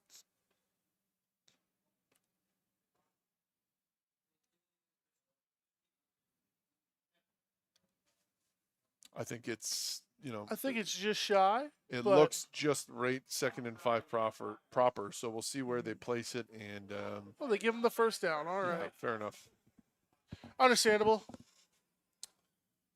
Well, I understand trying to disrupt. Those halves are not really going to do anything when you know that they're going to run the ball. Get some outside pressure, send those guys full speed, allow your backers and your edge players to kind of fill those gaps and muck everything up. But you go offside. That's not going to work out. I think we're going to see a lot of the same from this Junior Warriors offense. Try to run the ball, take some time off the clock, get yourself into a really good position here to acquire this this championship. As the ball is handed off to Andres up the gut here for a short gain, look to be about 3. Well, you need to double down on your fundamentals here. Of course, your O-line and everybody's going to be moving bodies. They need to know their assignments. They need to expect kind of the defense to be playing full speed run, but you need the exchange between the center and quarterback. You need the running back to be firm on the ball, and you can't have any surprises with a turnover of any sort here. Correct. Yeah, both hands got to be on the ball. You got to protect the watch, as some coaches want to say. A snap handed off to Andres once again as he gets up the middle. And touchdown, Junior Warriors, as that feels to be the nail in the coffin for the Myers Riders in this game. What a run, what a physical game from this Junior Warriors offensive line, right? Well, what you see here is both backers end up trying to shoot their gaps up the middle. But what happens is you're able to kind of sneak. You get those blocks. The RB is able to kind of hit the quick hole behind his pulling guard that is, going to kick out that D end. You get those down blocks, and I mean that left tackle with a huge, massive down block there to spring him and create a big hole for him to gash right through. So now you've got a 2-touchdown lead with a minute and a half. You can't be comfortable, but you know what? That's exactly what you wanted to do. They tried to do this the last couple drives, and you know what? This opportunity brought to you by this Waterloo Junior Warriors defense, because they have just kept the offense in great field position and not allowed Myers to do really anything today, to be honest with you. Yeah, again, Myers has moved the ball, but outside of that, second and third drive in the first half, there hasn't been much movement. And as you mentioned, right, you get that pulling guard to kick out the end, you get the down blocks from the tackle, the guard in the center. It creates that gap to be able to run through, and ends up, being able to be the reason why Andres is able to find the end zone so easily. Well, when you have fewer people staying at the second level, those backers come up and kind of shoot gaps. Well, it's very easy. It's a lot easier to run a gap scheme play and lean on your down blocks and your pullers to kind of create holes. I mean, that's why it's not just as easy. Yes, you want a gap control defense where you're responsible for it, but typically you can't just have your defensive linemen, just shooting gaps. And what I mean by that in terms of like typically, of course, on like normal, regular kind of plays, that was one where, they needed to kind of guess, they needed to kind of go full send, and it's feast or famine for the Myers Riders, and that was famine for them on that play. Big booming kickoff there, looks to split the second level of the returners there, as the returner does grab the ball, looking to cut over to the far side of the field as he's still moving his feet, and unfortunately is stopped. And I believe we've said his name quite a bit today, Kingston Pappas. Yeah, Kingston Pappas with the return there. Haven't heard a lot of him in the second half. However, Myers hasn't necessarily had a ton of opportunities to get him the ball in the second half with how well the Waterloo defense has played. Let's see if they're able to at least muster up a score here to try and make it a closer ball game. Yeah, well, hey, it's minute 23 left. You haven't been able to do much on offense today, to be candid, and that's really less a result of Myers, being disorganized or anything like that. They've had a couple errors, and just more of a result of the team you're playing against, which is just very, very good team. So we will see what they come out and if they're able to muster up anything at all. All right, we see motion coming through. Reynolds drops back to snap. Ball is thrown Unfortunately, a little bit too far for the intended receiver. That was number 6 there. Moses Mansoure, who's back on the field after taking So that shot in the last you had drive. Alex Leduc playing corner. Correct. And he read the kind of that slant or that kind of short in action by the receiver, and he was about to jump on it all by himself. They threw the corner in behind, which is just a lot harder to hit. So 2nd and 10, and you have to think Myers is going to take some sort of shot here. The safety playing at about 20 yards. Yeah, he's almost off of our screen here, all the way back here, and that is number 23. We've mentioned his name quite a bit, Ishmael Henry, the converted linebacker. As the pass is completed over the middle to, I believe, number 19, Haas, Oliver Haas with the reception. We've said his name quite a bit in the second half. Surprised they haven't tried to go to him more often, given the size matchup that he has over this corner. But yeah, when Henry's playing that far back off of the line of scrimmage, those underneath routes can typically open up for an offense, which is fine because, again, you have a minute left in the game. Speed out there to the field. Yeah, Reynolds completed the Haas again. As this Riders offense looks to push the tempo here with only 57 seconds left in this game. Well, they're making a couple good plays. I mean, Waterloo is playing a little bit softer in their coverage, which is smart, which is what they should be doing. They're not playing their traditional front. They're moving. It's not, I don't want to say prevent, but they're definitely playing a little bit softer on the edges and giving up more underneath, and they're taking it. So there's another one where you're going to hit your H right over the middle, tight end equivalent, number 15, Matas Bubalivicius. Well done. Hey, listen, you just got to send it sometimes to see if you hit it, right? Yep. You know. Drop, snap taken, handed off to number 3. Love the change of pace there. You know, of course, you got a limited amount of time in the game, but still committed to run the ball. Well, listen, there's 45 seconds left. You're getting a drive. You got to find a way to just score and then see what you can do after. So if you can mix in a draw, if that's what it takes, go for it. Haas, Deep the shot. intended receiver, deep there. Some folks might be looking for a call, but that ball, I would say, is uncatchable. Well, he did get a little physical with that receiver at about maybe 20 yards. It was a little bit overthrown. Yeah. That's okay. But you got to take that shot. I Of mean, course. You got to, at this point, you know. Like we mentioned in previous games, you know, culmination of the season for both of these teams here, right? For some of these kids, this is their last game of OSFL football ever, right? So leave it all out on the field. Don't leave anything up to chance. Try your best. And fortunately for the Warriors, that's led to them having a 2-score lead with 35 seconds left as the draw play comes down for the Riders. Wow. That is exceptional. He gets out of bounds. That's Charles Emmanuel Gui with the run and the hurdle. I looking at the replay, I don't think that this defender was even bent over. If we can get a good replay of that, that was. We got a flag. I'm not sure on who for what. Yeah, we'll probably some extracurriculars after the play, but I don't even think this defender was bent over. He must have said something to him, which is not. Yeah. Unnecessary roughness against Myers. Or objectionable conduct, sorry. Unnecessary roughness. Well. And these are the kind of penalties that you don't want to see late in a game because, like, you know, you want to have cooler heads. You want your team to be disciplined, right? Even though you are potentially in a losing game here. Still keep your cool, right? Show the pride of your program, the pride of your city. As Reynolds drops back with the snap, looks to fire deep. He has the corner route just outside of Pappas there. But the route was there, though. That was a great route. He was fast. He got that press in. He kind of got the defender to flip his hips, and he had all the time in the world. Again, you know what? That was a great route by the receiver, and the QB just overthrew him a bit. So he had him, man. That's exactly what you want. That's a good call. Yeah, I believe this is second and 10 coming up here for the Riders offense.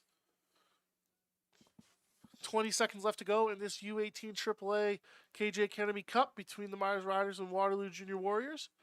Snap back to Reynolds. Pressure coming. Oh, Flags a fly. flag, yeah. I thought it might have been a flag for on the QB there, but no, or for a hit against a QB, but no, it's It looked like one of the linebackers was holding up the receiver or the running back while the ball was in the air. So maybe pass interference call. Yeah, pass interference against the Warriors. 15-yard penalties.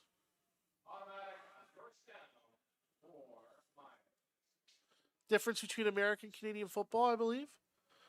15-yard pass interference penalty. So hey, if it's going to be a 30-yard bomb, tackle the receiver. Well, I'll tell you what, I'm going back to that same play they ran before to Pappas, Agreed. where it's kind of post corner, but it doesn't look like they're lining up in that formation. But I'll bet you that's what they're going to. Something to him right now. Yeah, again, you called it. They got the corner route. Touchdown. Touchdown. Myers Riders. Great play. Great call. Great way to end the game for this Riders offense.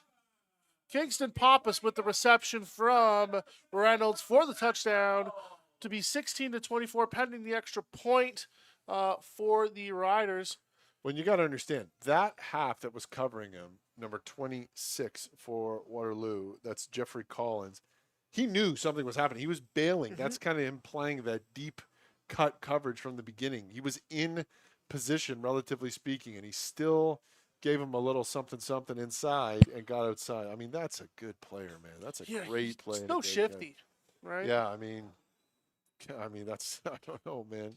Not everybody's built like that. That's a good football player, Pappas. So, I mean, now it's a one-possession game, 9 seconds left. You're going to have some sort of onside or see. Now see, this is what you don't want to happen. But you see, but that's going to have consequences. Correct. If this is on Waterloo, then you're going to have 15 yards up, and you're going to actually have a real chance to Correct. give them something here. Like this is, anyways. Listen,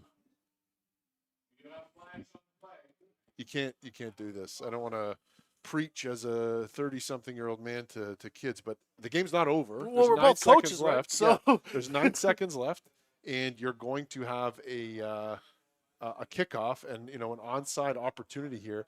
There are ways to do this where you can recover the ball in striking distance. So, that's right.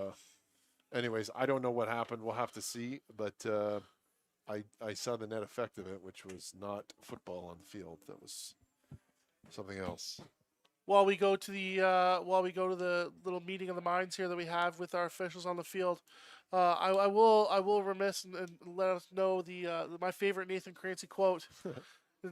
Back, quite some ways. The day before our city final game in 2010, right? They're calling out the starting lineup, and I'm a little grade 11 guy, all of 240 pounds and 6 feet, 5'10" maybe. And they call my name out of the starting lineup, and I'm like, okay, me. You mean me? Kid who's only started maybe one other game that year. So I go up and I look to my right, and there's Brian Hall standing there, all 6'3", 260 pounds of him. Great guy. I look to my left, there's this big hunk of a man beside me here, Nathan Crancy. And he looks over at me and he says, "You earned your spot. I care about you and I want you to succeed. But if you screw this up for me, I'll hate you for the rest of your life." And I'm looking there, and I'm accusations. Some, but it was nice. But you didn't screw it up. I didn't screw it up. That's the end of the point. It was a good game. They tasked me with a lot that game, but to know that I had 2 veteran guards beside me that wanted to see me succeed and built me for that moment was awesome. Yeah, so. You were grade 11 that year. That's right, that was our grade 13 year. We had our city championship game right on this field, and for those London. We have London Football TV for a reason. London football is very competitive, not in its own right, but that city championship is a big deal. And we had an opportunity against a very good St. Thomas Aquinas team, and it was as competitive a game as this one, and we ended up coming out on top. And Dylan was ready for the action here. So, anyways, that was those are the memories, man. I don't know if we ever had a receiver as good as 84. Actually, we did. We had few. We had George Johnson. We had George Johnson. CFL, for God's sake. Yeah. But, Mr. Pappas here may find himself in that position soon enough. We shall see. Yeah, definitely a lot of talent on both sides of the ball. We've mentioned a lot of the players that are playing into the CIS or OUA or SAGEP, so to speak. One thing that I would tell a lot of these players or even folks that are watching that, if necessarily post-secondary education at a university of football isn't your path, right? You want to go down to either trades or go to college, play for your local CJFL team. Right? There's one in Ottawa, the Ottawa Sooners. Great program, new head coach Josh Sokobi up there. Phenomenal coach, by the way. I'd like to say that they're going to be very successful this year. I believe Waterloo has some sort of CGFL program as well.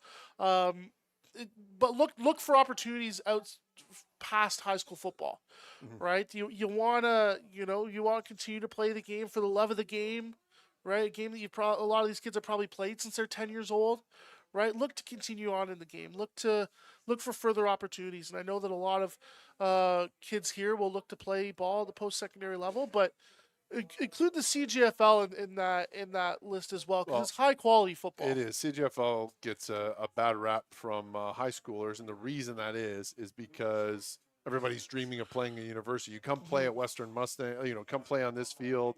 You look at the junior Waterloo Warriors, and you see you have all these universities that would just be a dream come true to play. And you think of college football, kind of in the American context, but I mean, we have a pretty amazing CGFL opportunity here in London with the Beefeaters. St. Clair Saints goes without saying. They're kind of national championship favorites almost every year, perennially. I'm not sure I've ever seen a kickoff from this far back, Dylan. Me neither. This is first time for both of us. This is different. I mean, 9 seconds left. Now imagine you get the onside kick here. Dylan, I'm just going to say, I would kick it to the short side, correct, like with those two guys there, and have one of them try and pick it up and run with it. Yeah. That's your opportunity. You're 2 versus 3. I wouldn't even kick it over here at all. But I would not try to. But Waterloo looks to be very prepared. They got a lot of their linemen set up there, whether it's defensive or offensive linemen. And number 18, Brad Rolson, ready to receive that onside kick as the kick is short, touched, but 87 grabs the ball, running forward. He almost looks scored like the kick there. was short.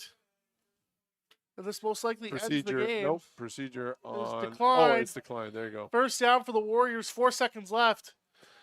Warriors with a huge earned win here today. I mean, I couldn't be more impressed with their team, and especially their defensive play, who just kind of took over in the second half. Myers is a good team and gave them a run, but I mean, come on, that defense was literally insurmountable today. Yes, their defense played outstanding. Whether it was all 3 levels of the defense played incredibly well.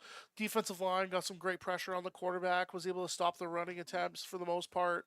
The secondary, right, led by Alex Leduc, was great. But shout out to this Waterloo Junior Warriors offensive line.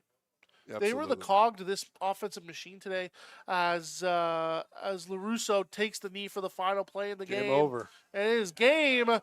That's the final score, 24-17 for your Waterloo Junior Warriors over the Myers Riders in this U18AAA KJ Kenemy Cup in here at Western University in London, Ontario.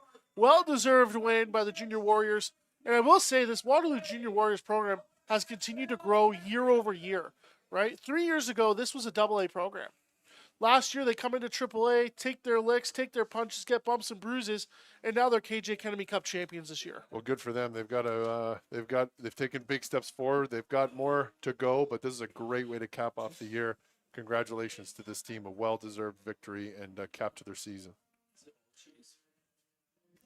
Well, fellas, I appreciate you jumping in. Again, Coach Shervo, Coach Caranci on the call today, and a big congrats to the Waterloo Junior Warriors, the boys in black and yellow, taking home the cup today. We will get the cup ceremony per usual. And any final thoughts, gentlemen, before we let you get over to the craft services table for a couple slices of pizza? Just want to say thank you, Adam, for the opportunity to be here. I love doing this as much as I can, and a bunch of great football. We've seen some great teams, so thanks for this opportunity, Dylan. Thanks for doing this with me, buddy. Thank you, buddy. Yeah, likewise. Thank you so much for London Football TV, 519 Sports Online, for hosting the streams. Football and production in Ontario has gone, sky high. It's doing great. Glad to showcase all the talent that we have here in Ontario. For those who weren't able to make it to London to watch the game, thank you so much for watching the streams. It goes a long way to support your athlete. Absolutely. Gentlemen, thank you so much. And we should be back here. We might be starting a bit early, but the game is currently slated for 2 o'clock, where the Durham Dolphins will be taking on the Cumberland Panthers. So we'll go to a quick break, and we'll bring you the trophy ceremony.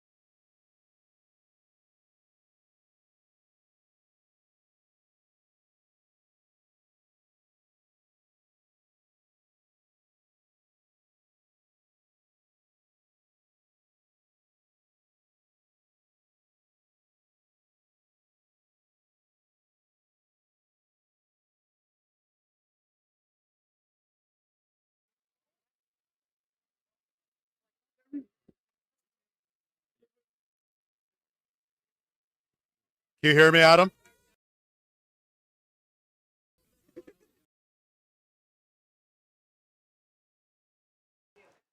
Well, we're going to send it down to Darren Stevenson on over by the trophy ceremony, I believe. Well, maybe hold up. If they don't run out.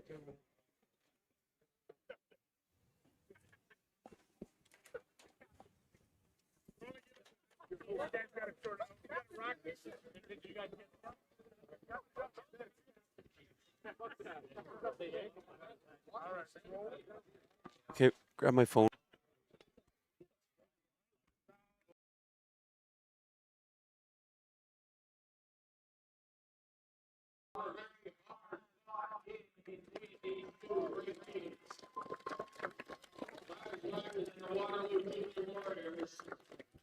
We now like to present the defensive most valuable player from the Myers Riders, number 0. Shirey taking home some hardware. Noah, what the fuck are you doing, Noah? Who's hopefully still on the field. There we go. We got him.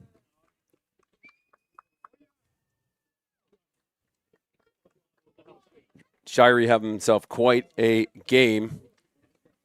And nice to see a rider taking home some hardware for the long drive back to Ottawa.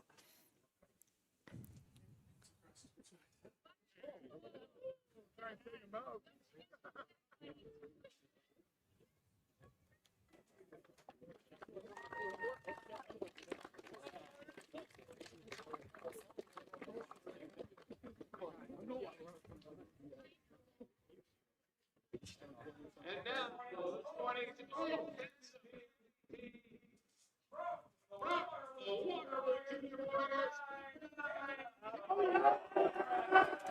Caleb Andrea has taken the offensive MVP here for the Waterloo Junior Warriors, big number 9. Congratulations, Caleb.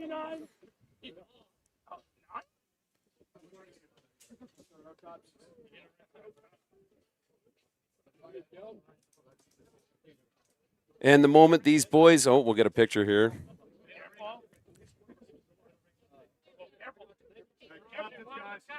And certainly the moment that these boys in black and yellow have been waiting for.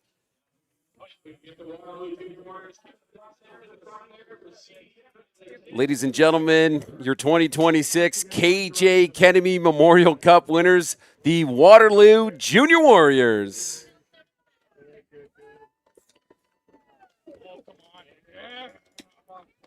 Come on, buddy. Come on, buddy.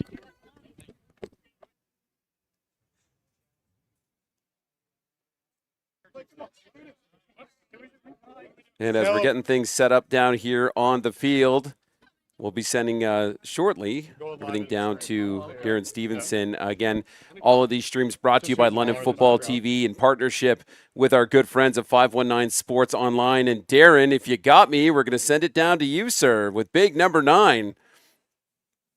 I hope you can hear me, Adam. We are down here at field level with the MVP of today's game. This is Caleb Andrus right here. The black and gold getting it done here in London. Caleb, describe this feeling and what it means to do with this group of guys around you. Man, it's surreal, honestly. Like, just this big group of guys that we had this year, man, it's probably one of the best teams I've been on in my, 11 years of playing football. It's awesome, man. Every single guy in this field, they're an absolute dog. You know, they work their ass off in practice. You know, they're working every day off the field, on the field. These coaches, too, man, oh, my gosh. They're special. It's something special. The group we have here, I got to say, it's one of the best groups I've ever worked with, and I will forever remember this moment. How did you execute so well today? Obviously, you get the touchdowns, but I thought LeDuc was absolutely ridiculously amazing. Evan Fiddler is always doing Evan Fiddler things. Again, we could go on and on. What was the game plan, and how did you execute it? Honestly, the game plan was just play as a team, and I think we did that, honestly, to perfection. You know, all the boys are working together, getting that line up in front, all the DBs working together, the linebackers incorporated, D-line, O-line, always working their butts off. Man, it was awesome, man. Not a single guy in that field didn't put their all into it today and didn't do what their job was, and, man, it doesn't get better than that right there. Let's go around the horn here quickly. Thoughts? What do you think? It was a great game. Yeah, it was really fun. Oh, yeah. How emotional is this for you? I've never played football growing up, so being asked to play for the Junior Warriors my U16 year and now my second championship, I'm eternally grateful for every Waterloo member in football. Yeah. The black and gold means what to you, and to be able to do this today? Oh, means everything. I've been with this team since I started playing football, so we've just been going at it. You look emotional, brother. Yeah, last football game ever. I mean, honestly, this is my family. I'm going to grow old with these guys, and honestly, I'm going to miss every moment playing the sport, and I'm glad we got to end on a fucking win. Sorry about that. That's all good. That's why we have a beat button on London Football TV and 519. The last word to you, my friend. Black and gold, winning here in London at Western. Great team effort. What do you want to say? I love football. Like, this is my first year in the program, and just like these guys, like, they welcome you with open arms. It's been amazing. Yeah, I love the sport so much. I love these guys. And yeah. All right, guys, those are the U18 Waterloo Junior Warriors, the U18 KJ Kenemy Cup champions. Look at the trophy right here. Hoist it high, boys. Our camera guy is in the mud.